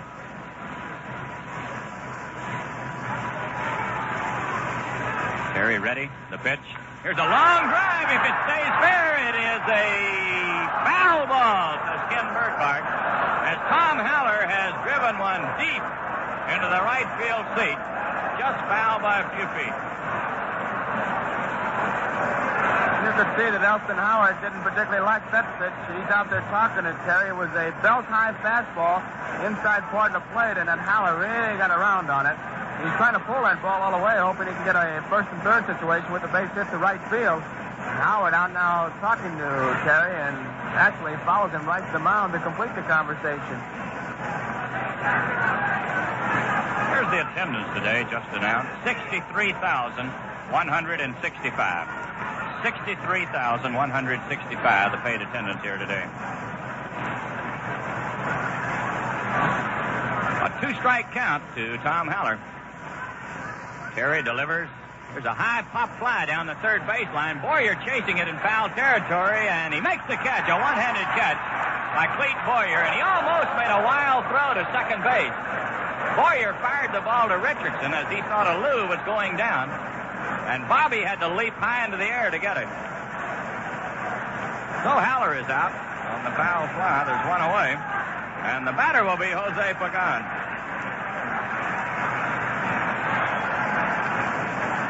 Pagan has been the hitting hero for the Giants. He singled and scored a run in the third inning. And in the fifth inning, he hit a home run that broke the 1-1 tie. Twice in this ball game, the Giants have gone in front. These Giants would like to get Sanford up there, and they've got good speed on the bases in Philippe Ballou. This fellow can handle that bat, so it's not without the possibility of putting a play on as far as Alvin Dart is concerned.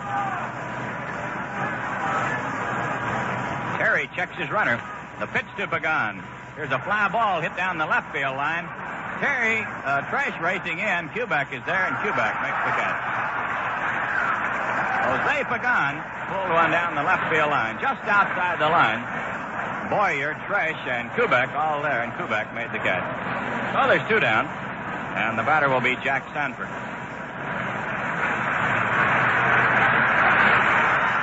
Listen to the applause for Sanford as he comes on.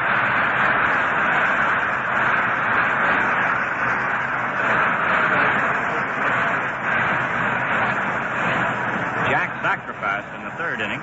In the fifth inning, he popped the second baseman. 0 for 1 officially. Terry delivers a curve. It's up high. 1 ball, no strike. There's that high curve ball again, Joe, and Jack was ready for it. Hey, you throw that country boy that high curve ball, and he's going to get you a top limb. A runner at first base with 2 outs here in the 7th inning. Here's the pitch. A ground ball up the middle. It's into center field. Alou makes a big turn. He's on his way to third. Mantle's throw will come to second base.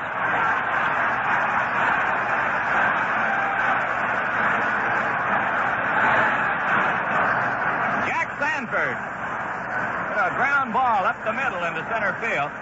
Alou racing to third. So the Giants have runners at first and third with 2 outs. And the batter will be Chuck Hiller.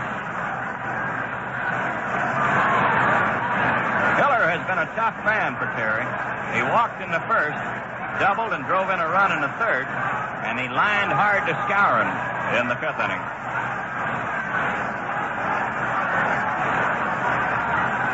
Here's the pitch. Ball up high. 1 ball and no strike.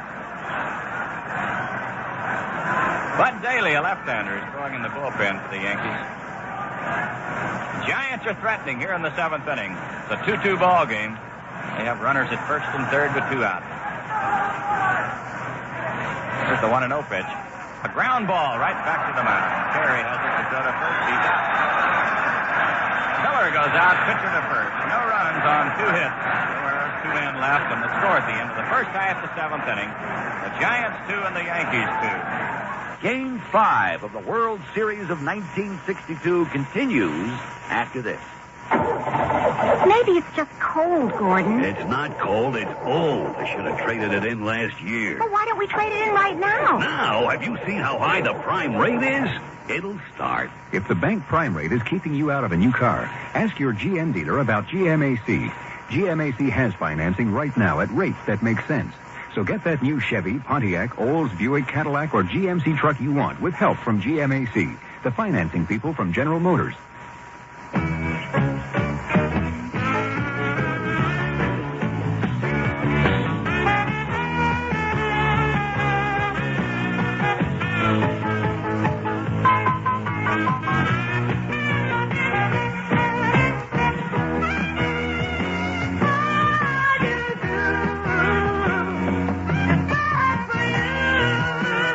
Anheuser-Busch, St. Louis. You're listening to a classic World Series from the archives of NBC Radio Sports. Game 5 of the World Series of 1962. George, all tied up here, 2-2, and been a lot of plays, wild pitches, fast balls, and some base hits that the official scorers have had to rule on, and we'd like to give credit to them. The official scorers for the ball game, Bob Stevens of the San Francisco Chronicle, Phil Fredenzi of the New York Journal-American, and Ray Kelly of the Philadelphia Bulletin. They've been 3 busy guys out here this afternoon. All right, Joe. Now we move into the bottom of the seventh inning. It's all tied at 2-2. Elston Howard will lead off for the Yankees. He'll be followed by Bill Skowron, then Cletus Boyer. Jack Sanford delivers a curve. It's lined down the left field line. It is foul. Back into the crowd.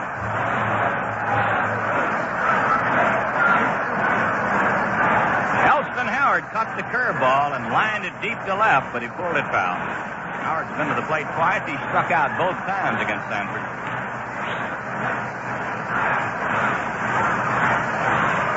Here's the pitch. Down low. 1 ball, 1 strike. Sanford has 7 strikeouts in this ball game, and 6 of those 7 coming against 3 batters. He has Howard twice, Skowron twice, and Ralph Terry twice. Tony Kubek was the 7th strikeout victim.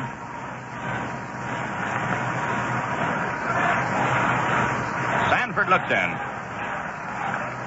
Here's the 1-1 pitch. Inside, a fastball too tight. Ball 2 and strike 1. We're in the bottom of the 7th inning. The Giants 2 and the Yankees 2 in this all-important 5th game. Here's the 2-1 pitch. Strike 2. He got the fastball over. The count is even at 2-2 to Howard. Kelly protesting just a little bit to Al Barlick about the call on that one. Giants have out-hit the Yankees 6-3. Here's the pitch. Outside. And now it is Sanford that is hollering. He wanted that pitch as he got the curveball. He thought over the outside corner, and Barlick says a little bit outside, so it's 3-2. You see that Howard and Sanford both using the pattern. They're going to go by the same pitching pattern that they've been using until Howard shows them he can hit it. And they went with a fastball inside and a curveball. And how you lay off that pitch, you wonder, but apparently outside because Howard was sure it was outside. He laid off completely. And Al Barlick, the plate umpire, didn't hesitate, and he called it ball 3 right now. A full count to the leadoff man. Kelly right down on the end of the bat waiting. Here's the pitch. Foul ball back on the screen, and that was a bad pitch, high and inside. Howard was trying to get out of the way of it, and the ball hit his bat. He's a bit disgusted now as he was leaning, George. Well, you won't know until you ask him, but I'd bet my bottom dollar he was looking for a breaking ball because he was going in, and it was way high under his chin, and his bat had already started forward. Still 3-2 to Elston Howard. Sanford into the windup. Here's the pitch. A ground ball hit to the shortstop. Pagan has it. Here's the throw to first. He's out. Howard goes out. Short to first. It's 1 away, and the batter will be Bill Skowron. The Moose has been to the plate twice, and he struck out both times.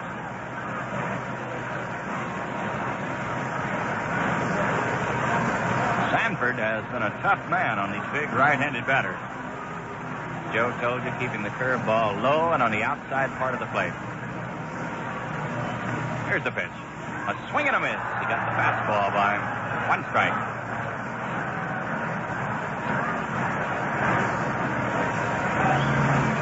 Bottom of the 7th inning. 1 out with no one on. The Giants 2 and the Yankees 2. Here's the pitch. Curveball. It's in there. Strike 2 to Bill Skowron. Getting a little cloudy and overcast here at Yankee Stadium. A big black cloud hovering over the stadium. We still have a little sunlight as the sun peeks in and out every now and then. No rain forecast for this area today. Here's the 2-strike pitch. In the dirt. Scooped up by Heller. 1 ball, 2 strikes. Cletus Boyer waiting in the on-deck circle.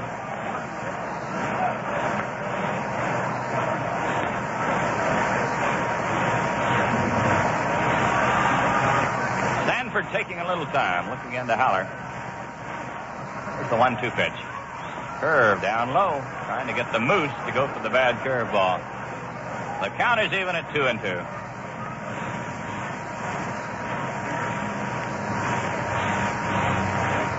The 2 Yankee runs in this game, one coming on a wild pitch, another on a pass ball. They have been having trouble with Jack Sanford. Here's a curve in the dirt. 3-2 to Bill Skowron. That howler has been in the dirt all afternoon. When that ball hits the dirt, especially a curveball, the spin will carry it in an opposite direction. Sanford will break back towards the plate, and all you can do is get in front of it and hope that the ball stays near you. Moose right down on the end of the bat, waiting. Here's the pitch. His swing and a miss. He struck him out. Sanford coming in with a curveball again, and Skowron strikes out. That's number 8 for Jack. There's 2 down, and the batter will be Boyer.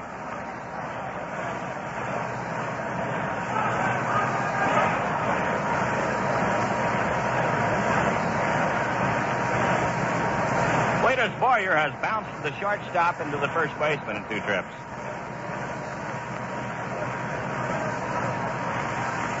The pitch is in the dirt. 1 ball, a strike.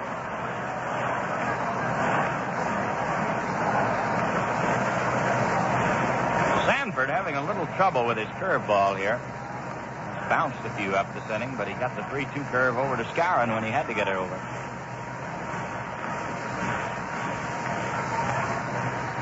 Sanford into the windup. The 1-0 pitch. Outside, another curve breaking down and away. Ball 2 and a strike. George, it looks like when he wants to put that extra on the curveball, he seems to hold on to it just a little bit longer and works it right into the ground. If he throws his normal curveball, he's been getting it in a pretty good spot. Jack wants to start over on the signs, as he indicates to Tom Haller. He didn't like that one. Here's the 2-0 pitch. A swing and a miss. That's ball around the letters.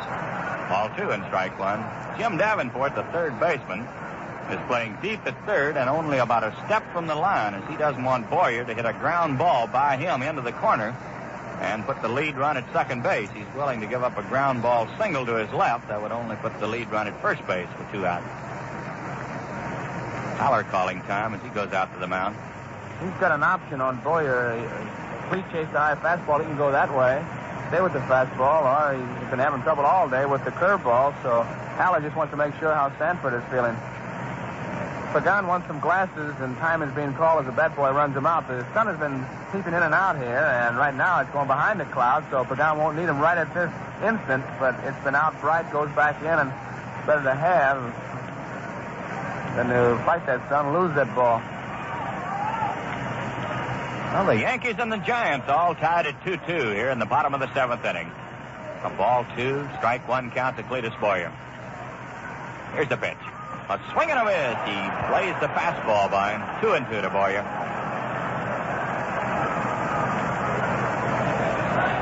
Sanford and Terry locked in another duel. They pitched in the second game of this World Series, and Sanford won it 2-0. And they're right back at it this afternoon, tied 2-2. Here's the pitch. Curve outside. 3-2 to Boyer.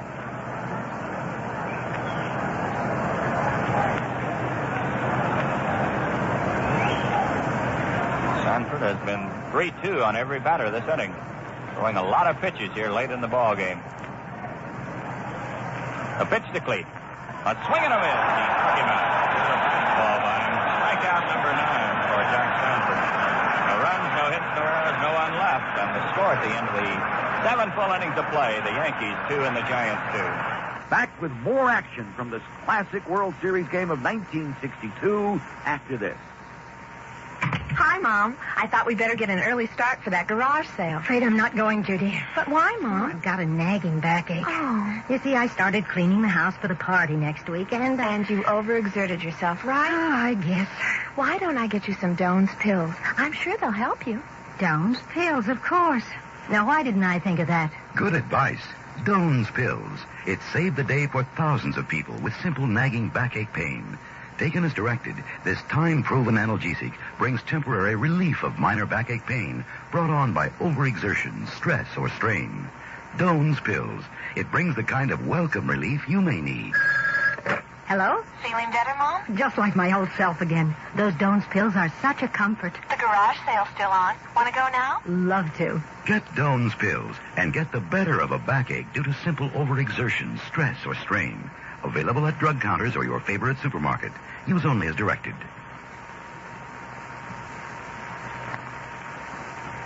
NBC Radio is presenting a rebroadcast of Game 5 of the 1962 World Series, the San Francisco Giants versus the New York Yankees. At the end of 7, the Giants have 2 runs on 6 hits, and they've made 2 errors. The Yankees have 2 runs on 3 hits, and they have no errors.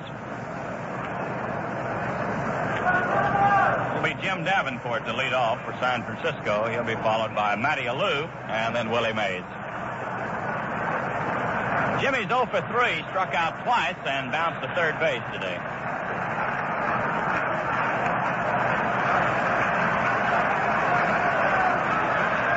Boyer's going to play in close, protecting against the bunt. Here's the pitch. Curveball inside. 1 ball, no strike.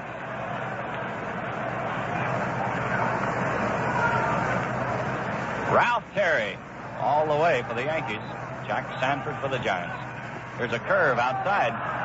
2-0 to Davenport. A ball 2 and a no-strike count. Howard, taking a little time, stepped out in front of the plate and fired the ball back to Ralph Terry. We're in the top of the 8th inning. We're all tied at 2-2. Here's the pitch. He swings and misses. Fastball around the letters. A ball 2 and a strike 1 count. Yankees play Davenport straight away and not too deep. Skowron and Boyer in a couple of steps. Here's a fastball too high. 3-1 to Davenport. Jimmy checking with Whitey Lockman, the coach at third base, to see if the hit sign is on.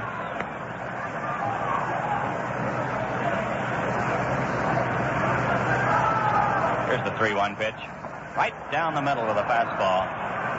Davenport was taking all the way. A ball 3 and a strike 2 count. Jimmy trying to work his way on there. Giants have their big guns coming up. Here's the 3-2 pitch. A swing and a miss. He struck him out. Davenport strikes out. George, neither pitcher giving in to the hitters. That was a 3-2 curveball, even though it was the leadoff man, and you could just picture ahead what could possibly happen if Davenport got on. The bunt by Matty Alou to move him over, Mays and McCovey and Philippe to drive him in. Yet Terry went right to the curveball and came across with a real good pitch. Both Sanford and Terry a tremendous ball game out here. Matty Alou, the batter. He struck out, bounced to short, and bunted to the first baseman in 3 trips. Little left-handed batter. This fella can really fly down that first base line. Terry delivers a fastball up high. 1 ball and no strikes. Bud Daly, a left-hander, still throwing in the bullpen for the Yankees. Here's the 1-0 pitch. Slow curve, too high. Ball 2 and no strikes.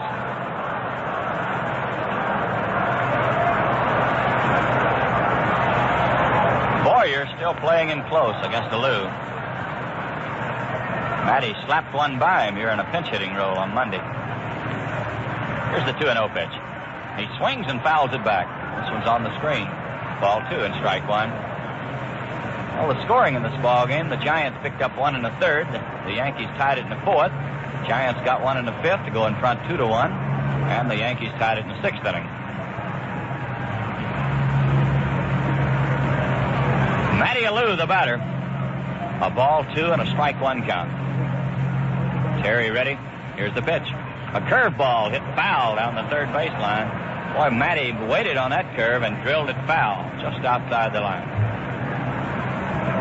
Boyer, as you mentioned, is challenging Alou, and Alou is coming up to the challenge. That slow curveball, he's just trying to slap it by him. Now Boyer's dropped back again with a 2-strike count, and he's a little bit wider at third base, but he's back. Matty Alou waiting on Terry. Here's the 2-2 pitch. Foul ball back on the screen. Terry trying to get the fastball by him on the 2-2 pitch. There's 1 out with no one on here in the 8th inning. The Giants 2 and the Yankees 2. Tomorrow's an off day. We'll be in Candlestick Park in San Francisco on Friday for game number 6. Billy Pierce will pitch for the Giants. And more than likely Stafford, although Ralph Houk said he could make a change. He wasn't certain as yet. The 2-2 pitch. Curveball. He hits it down the right field line, foul. This one going back in the upper deck. Still 2-2 to Matty Alou. Willie Mays is in the on-deck circle.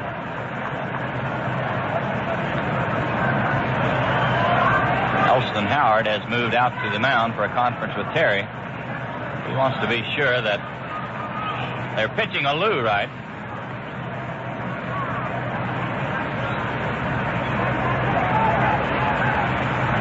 Matty choking the bat a little bit with 2 strikes on him. Waits on Ralph Terry. Here's the 2-2 pitch. Curveball outside. He pulled the string on that one. Alou was full, but it was just off the corner. 3-2.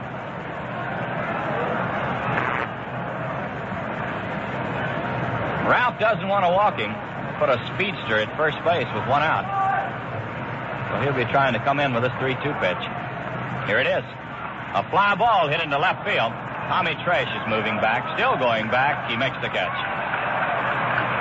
Matty Alou out on a fly ball to Tresh in left center field. 2 down, and here's Willie Mays.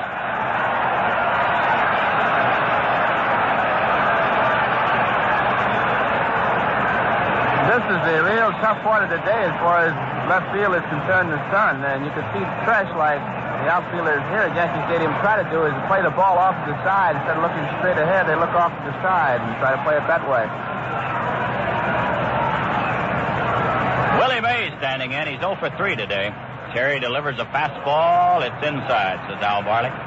Howard thought he might have gone through with his swing. He checked with Barlick, who said no. 1 ball, no strikes.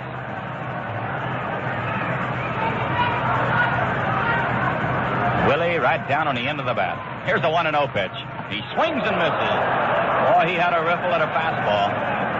1 ball, 1 strike. 2 outs with no one on. We're in the top of the 8th inning. The Yankees 2 and the Giants 2. Terry ready. Here's the 1-1 pitch. Curveball. He fouls it off. 1 ball, 2 strikes. Terry got the slow curve on the outside corner. Willie was out in front. He hit it right on the end of the bat. Squibbed it off to the right. Mays is lined to left, struck out, and fly deep to center in 3 trips. Here's the 1-2 pitch. Curveball hit hard to third. Boyer has it. The throw to first. He's out.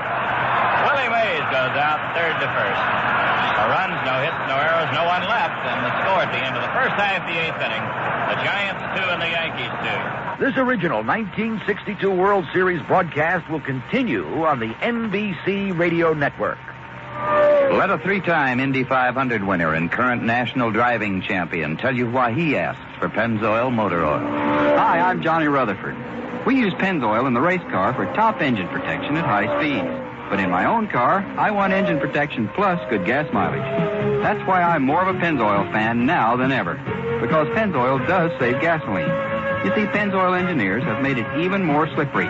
This means there's less friction where engine metal meets engine metal. So the engine runs easier. And the easier an engine runs, the less gasoline it drinks up. Johnny Rutherford knows. Gas-saving Pennzoil. There's quality in every extra mile. Available in 10W30 and 10W40. America has asked for Pennzoil since America learned to drive. Pennzoil, we ask for motor oil. Pennzoil. NBC Radio Sports is presenting a classic World Series broadcast. Game 5 of 1962, featuring superstars Mickey Mantle, Roger Maris, Willie Mays, and Willie McCovey. Ralph Terry will be the leadoff man here in the bottom of the 8th inning for the Yankees. He'll be followed by Kubek and then Bobby Richardson. George, the 2nd time in this ball game that Terry's been leading off, so Sanford is doing quite a job of getting the key man, the 8th man, that Yankee lineup, because they'd like to see the pitcher lead off. The Giants would. Ralph has been to the plate twice. He struck out both times. Here's a fastball in tight. 1 ball, no strike. A 2-2 ball game in the bottom of the 8th inning as Sanford and Terry are dueling again. Jack checks the sign. Here's the 1-0 pitch. Strike. He got the fastball right down the middle. 1 ball, 1 strike.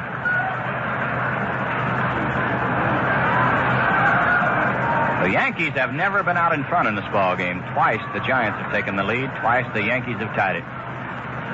Here's a strike. Fastball at the knees. 1 ball and 2 strikes to Ralph Terry. Tony Kubek, the shortstop, is waiting in the on-deck circle.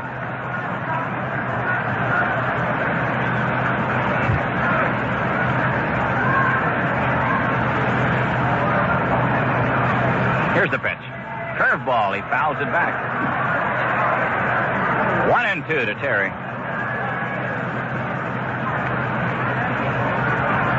New baseball put into play by Al Barlick, the plate umpire. Sanford rubbing it up.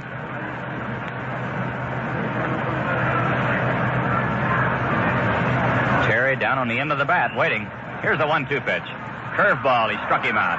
Ralph Terry goes down swinging. That's strikeout number 10 for Jack Sanford.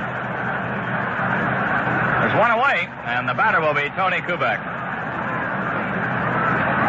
Tony singled in the first inning, hopped to the shortstop in the third, and struck out in the fifth.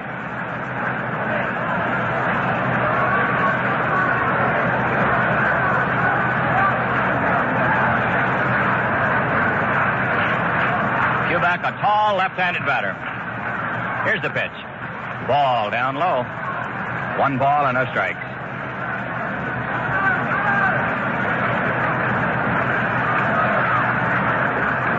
Davenport at third base is playing in close, and he is near the bag as Tony hits a lot of balls down the third baseline. He's playing him much as he would a right-handed batter. Here's one outside. 2-0 to Kubek. The Giants have 2 runs on 6 hits. They've made 2 errors. The Yankees have 2 runs on 3 hits, and they have no errors.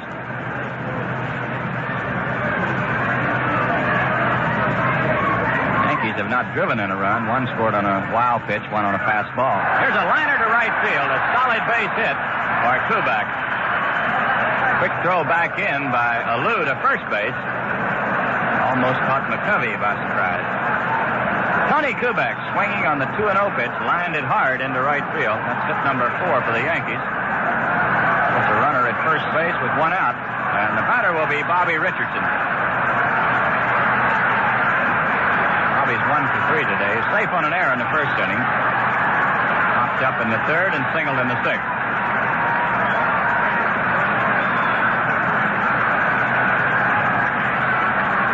Davenport playing in close at third.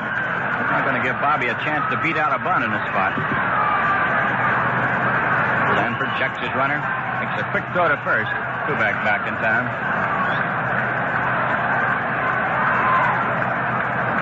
Don Larson and Stu Miller, a couple of right-handers, are throwing in the bullpen for the Giants.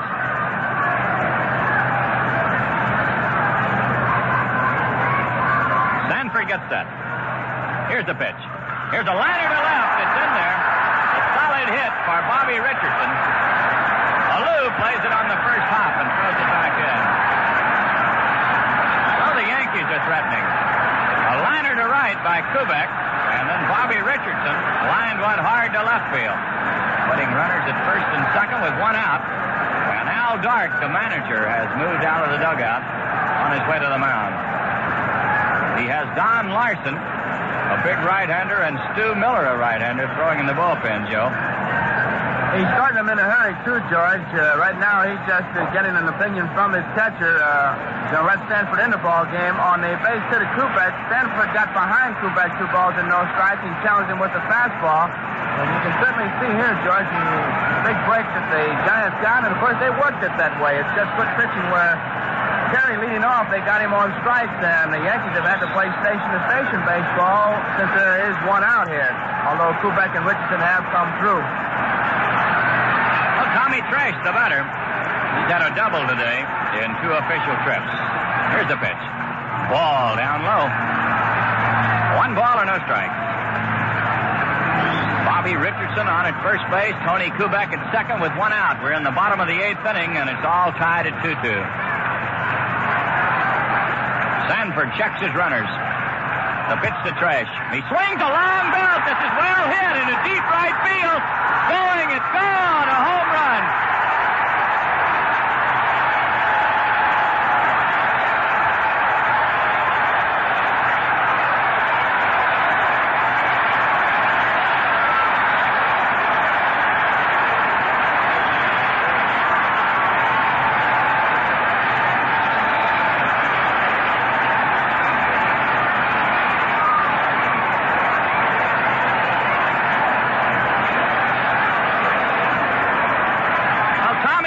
Has just slammed one into the lower deck in deep right field. 3 big runs coming in, and it's a 5-2 ball game, Joe. And it looks like Stu Miller will be brought in out of the bullpen. Alvin Dyke went out and made the move right away, and bringing in Stu Miller out of the bullpen. Sanford will have to leave. Stu Miller making his way in from the left field bullpen as the Yankees have taken the lead here, 5-2. Sanford struck out 10 men. He got carried to open the inning, and then Kubek on a 2-ball, no-strike count, singled into right field. Richardson then singled to left field, and then Tresh, after taking the pitch outside it, hit a low fastball into the right field seats, and that's the 3 big runs. Sanford just standing off to the side, holding the baseball, waiting for his relief pitcher to come in. Looking down to the 9th inning for the Giants, it'll be McCovey, Philippe Ballou, and Tom Haller. And it'll be up to Stu Miller, the relief pitcher here, to hold these Yankees from scoring any more runs. They lead by 3 on a home run by Tom Tresh. Sanford gives the ball to Miller. He'll get a tremendous hand.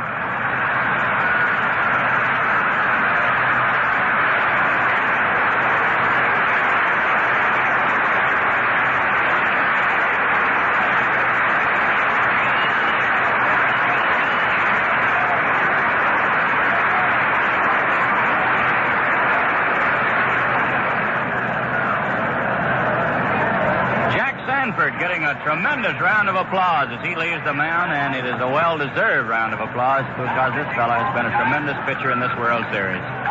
He seemed to be laboring a little here in the last couple of innings. He gave up a couple of hard singles after the first batter had been retired here in the 8th inning to Kubek and Richardson, and then Tommy Tresh picked on a low fastball and drove it deep into the lower deck in right field, and the Giants trailing the Yankees for the first time in this ball game. It's a 5-2 game. Stu Miller, a right-hander, coming on to do the pitching. Stu will pitch much as Ralph Terry does, except he will throw more slow pitches. As Joe has told you many times, he throws slow, and then slower. So on the scoreboard, the Yankees have 5 runs on 6 hits and no errors. The Giants have 2 runs on 6 hits, and they've made 2 errors. Mickey Mantle will be the first batter to face Stu Miller, and then Roger Maris. The Giants went out in front in the 3rd inning, 1-0. The Yankees tied it in the 4th, 1-1. And the Giants moved in front on Pagan's home run in the 5th. And the Yankees tied it in the 6th, 2-2, and that's the way the score stood until Tommy Tresh slammed one into the right field seats with 2 on here in the 8th inning. Now we're ready to go. Miller completes his warm-up toss. Mickey Mantle steps in. Mickey's 0 for 2 officially in this ball game. Safe on an error in the 1st inning, walked in the 4th, and bounced to the second baseman in the 6th inning. Miller into the windup, and here's the pitch to Mantle. Ball, it's down low. 1 ball and a strike.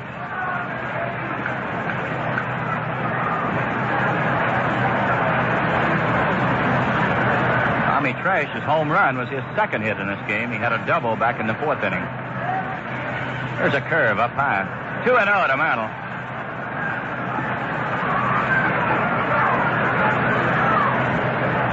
We're in the bottom of the 8th inning. There's 1 out with no one on. The Yankees have taken a 5-2 lead.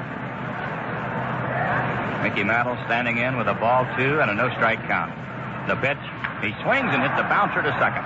Chuck Hiller has it. He's going to throw to first. He held it for just a moment and flipped it over to McCovey. There's 2 down, and the batter will be Roger Maris. Dodge is 0 for 3 in this game. He flied to left field in the 1st, bounced to the first baseman in the 4th, and bounced to Hiller at second base in the 6th inning. Miller gets ready. Here's the pitch to Maris. Curveball down low. 1 ball and no strike. 5-2, the Yankees lead. We're in the bottom of the 8th inning here in the 5th game of the 1962 World Series. Tomorrow's an off day. On Friday, game number 6 will be played at Candlestick Park in San Francisco. And game number 7 will be played on Saturday if necessary. Here's one inside, just off the corner. Ball 2 and no strike. George, just checking my score sheet. The first 3 hitters in the Yankee lineup got all the hits off Jack Sanford. Haven't checked that, Joe.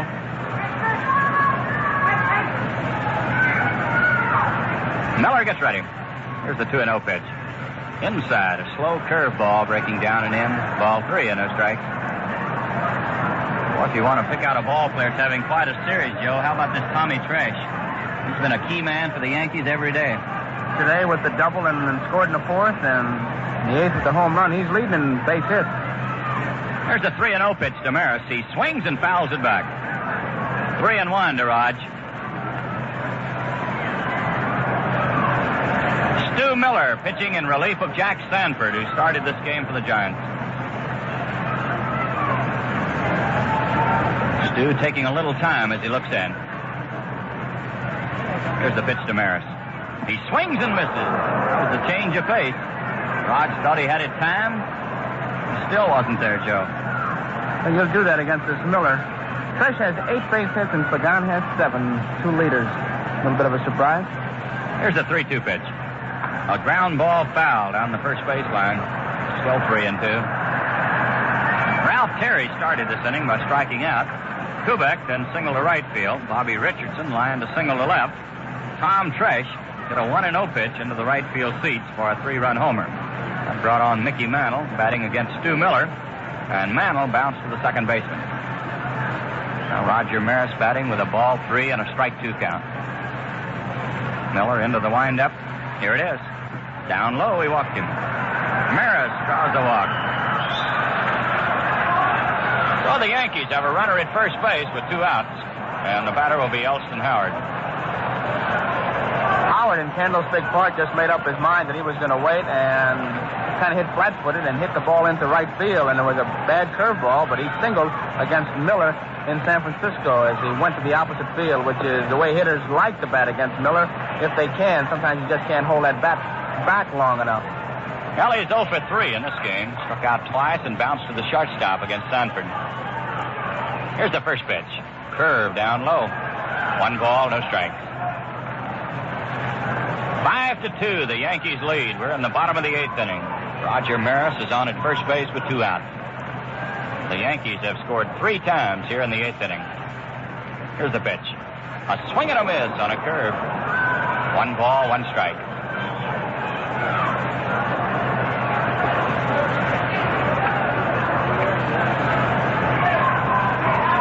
Miller gets set. Here's the 1-1 pitch. Ball down low. Stu coming in with the fastball too low. Ball 2 and strike 1. Well, the sun completely gone here at Yankee Stadium. Cloudy and overcast right now. Here's the 2-1 pitch. Outside. Trying to get the corner with a fastball. 3-1 to Howard. Kelly is checking with Crossetti at third base. No doubt the hit sign is on if he likes this pitch. Roger Maris at first base with 2 outs.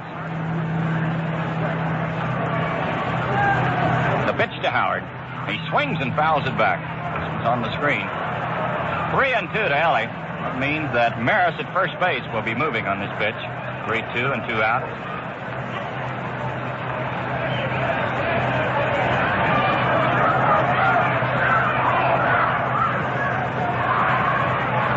Miller gets set. Here's the pitch. There's a fly ball into center field. Mays coming on. He's there. Makes the catch.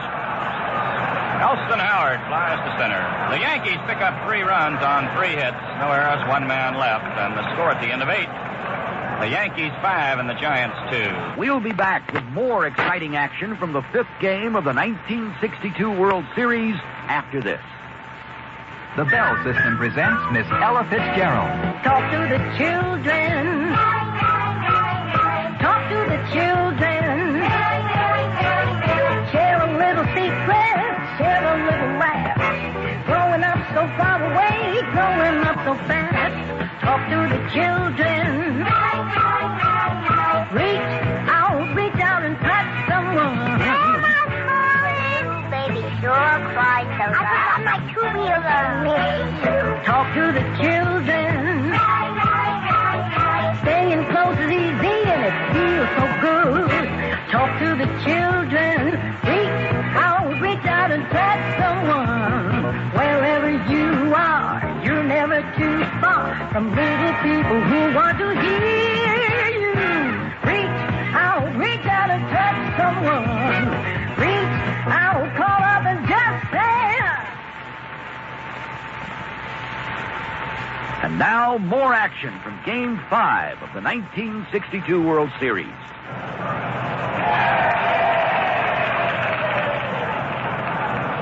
Well, it's the top of the ninth inning, and the Yankees are out in front by a score of 5-2. It'll be Willie McCovey to lead off for San Francisco. He'll be followed by Felipe Alou and then Tom Haller. McCovey's 0 for 3. Struck out in the second inning, bounced to the second baseman in the fourth, and flied to right field in the sixth inning. Two left-handers throwing in the bullpen for the Yankees, Luis Arroyo and Bud Daly.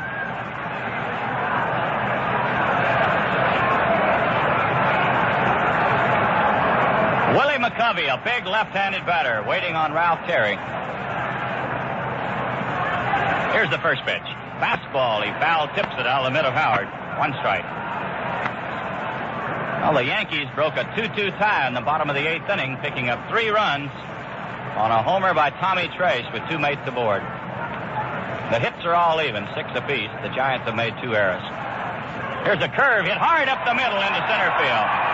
Willie McCovey slammed a ground ball into center field. And the Giants have a runner at first base with no one out.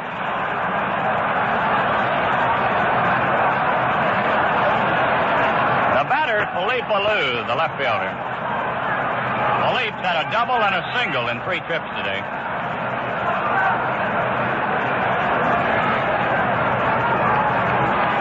Terry checks his runner. Here's the pitch. Strike. Fastball around the knees. The Yankees 5, the Giants 2. We're in the 9th inning. The Giants have a runner at first base with no one out. Felipe Alou waiting on Ralph Terry. Here's the 1-strike pitch. Fastball. He swings and misses. Strike 2. Skowron is playing about a step or 2 behind McCovey at first base. They do not figure McCovey to be running, but he doesn't want to give him a big jump either, so he could break up the double play. Here's the pitch. A swing and a miss. He struck him out. Terry threw the fastball by Alou. Strikeout number 7 for Ralph. In case you missed the attendance today, it's 63,165. 63,165. Here's Tom Haller, the catcher. Tommy's 0 for 3 in this ball game. Terry gets set. The pitch. Strike. He got a slow curveball over. A 1-strike count to Haller. Skowron has moved back a step or 2 farther with a left-handed batter than he did against the right-hander, Alou.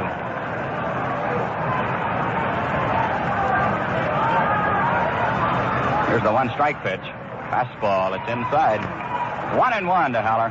George, Ed Bailey has come out of the Giants bullpen. He's come into the bench, so he'll probably be the pinch hitter for Pagan. Terry taking the long look in. Here's the 1-1 pitch. Fastball down low. He got this one over the plate, but too low. Ball 2 and strike 1. Haller wants to have a look at the baseball. Al Barlick hollers out to Terry, who tosses it in.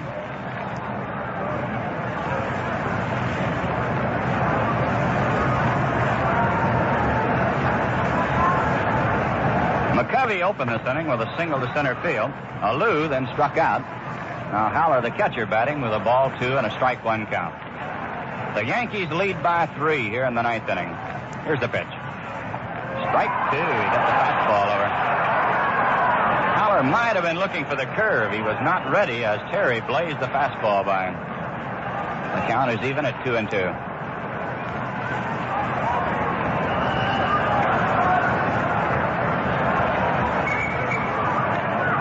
Ralph gets set.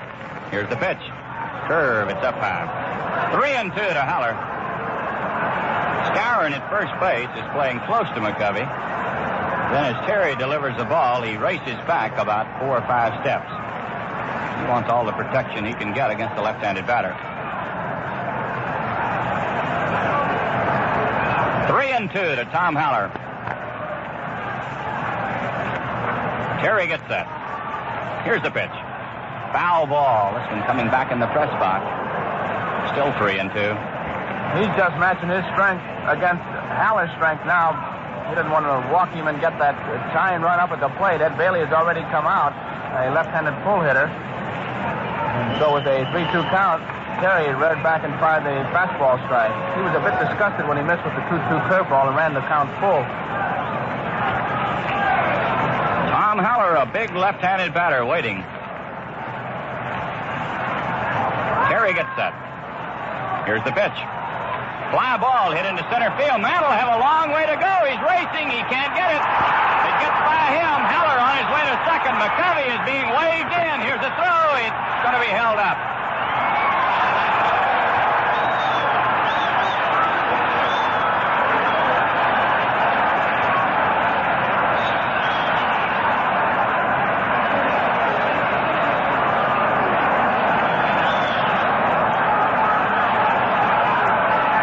Can really change it because they're away from that double play situation. That's a big base hit by Tom Haller, and Pagan, who's been a tough hitter, can hit now. Joe, that ball was hit into almost straightaway center field, but Mantle was playing far over into right center, playing Haller to pull all the way. He made a long run after, but he couldn't get it. A 2-base hit for Haller. McCovey comes in to score. It's 5-3. Here's Jose Pagan. He swings and misses on a curveball. 1 strike to Pagan. 5-3, the Yankees lead. The Giants have a runner at second base with 1 out.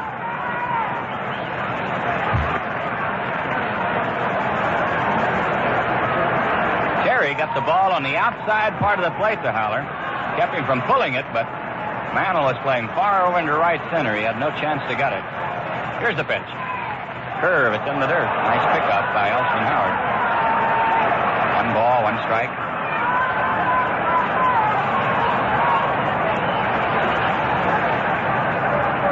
Pagan out of the box for a moment, taking a little time before he gets back in. The Giants have worked the tying run to the plate. Here's the 1-1 pitch. A ground ball to the shortstop. Kubek has it. Here's the flip to first. He's out. Pagan goes out. Starts to first. And Joe, you hit it right on the button when they got out of the double play because there was a tailor-made double play ground ball right there. A big base that Haller picked up. It looked like a high fly ball when it started out, George, but you knew it was going to be trouble for Mantle because he was way over in right center. In fact, he's in the same spot right now for Ed Bailey, who's coming up as a pinch hitter, as he was for Haller. And you measure it by the 407-foot mark. He's just a little bit to the left of the marker as we look out. Ed Bailey will come on to bat for Miller here in the 9th inning. He represents the last hope for the Giants, unless he can get on. Of course, Bailey's up there to do one thing. Howard knows that. Terry knows it. Everybody knows it. He wants to hit it as far and as hard as he possibly can. He's the tying run. He's got to go for the long ball. The Yankees lead by 2 here in the 9th inning. The Giants have a runner at second base with 2 outs. Ed Bailey, a big left-handed batter. Here's the pitch. He swings and bounces it foul down the first baseline. 1 strike to Bailey.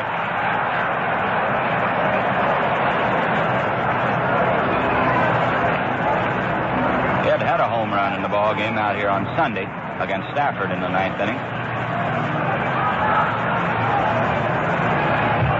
A 1-strike count as Terry taking a lot of time here in the 9th inning. He is 1 out away from his first World Series victory. Ralph looks in, and as he gets ready, Bailey steps out. Giants have out-hit the Yankees 8-6, but they trail 5-3.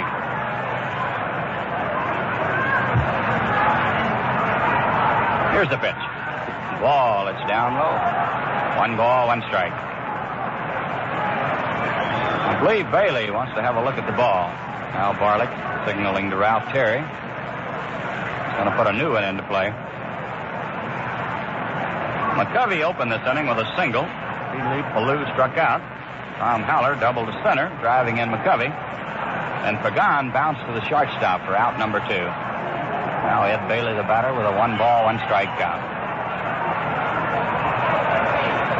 The pitch to Bailey. Ball inside. A ball 2 and a strike 1 count.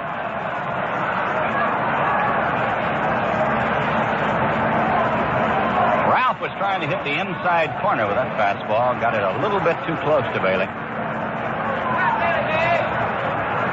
Gets set again. The pitch. Slow curve. He hits it deep to right. Maris going back. He's there, and he's got it. Bailey lands the ball hard to right field. 1 run on 2 hits in the inning. No errors. 1 man left. The final score of the game, the Yankees 5. The Giants 3. Well, Joe, quite a ball game here today, and the Yankees have taken a 3-2 edge as we move on to Candlestick Park. Yes, it was a real big ball game for these Yankees to win, and now they have Stafford and Ford ready for the 6th game. Manager Ralph Houk will announce that at the workout tomorrow. Both ball clubs working out at Candlestick. And our producer this afternoon has been Len Dillon. Our engineer has been Harry Alexander. And now this is Joe Garagiola reminding you once again that the final score today was New York Yankees 5 and the San Francisco Giants 3.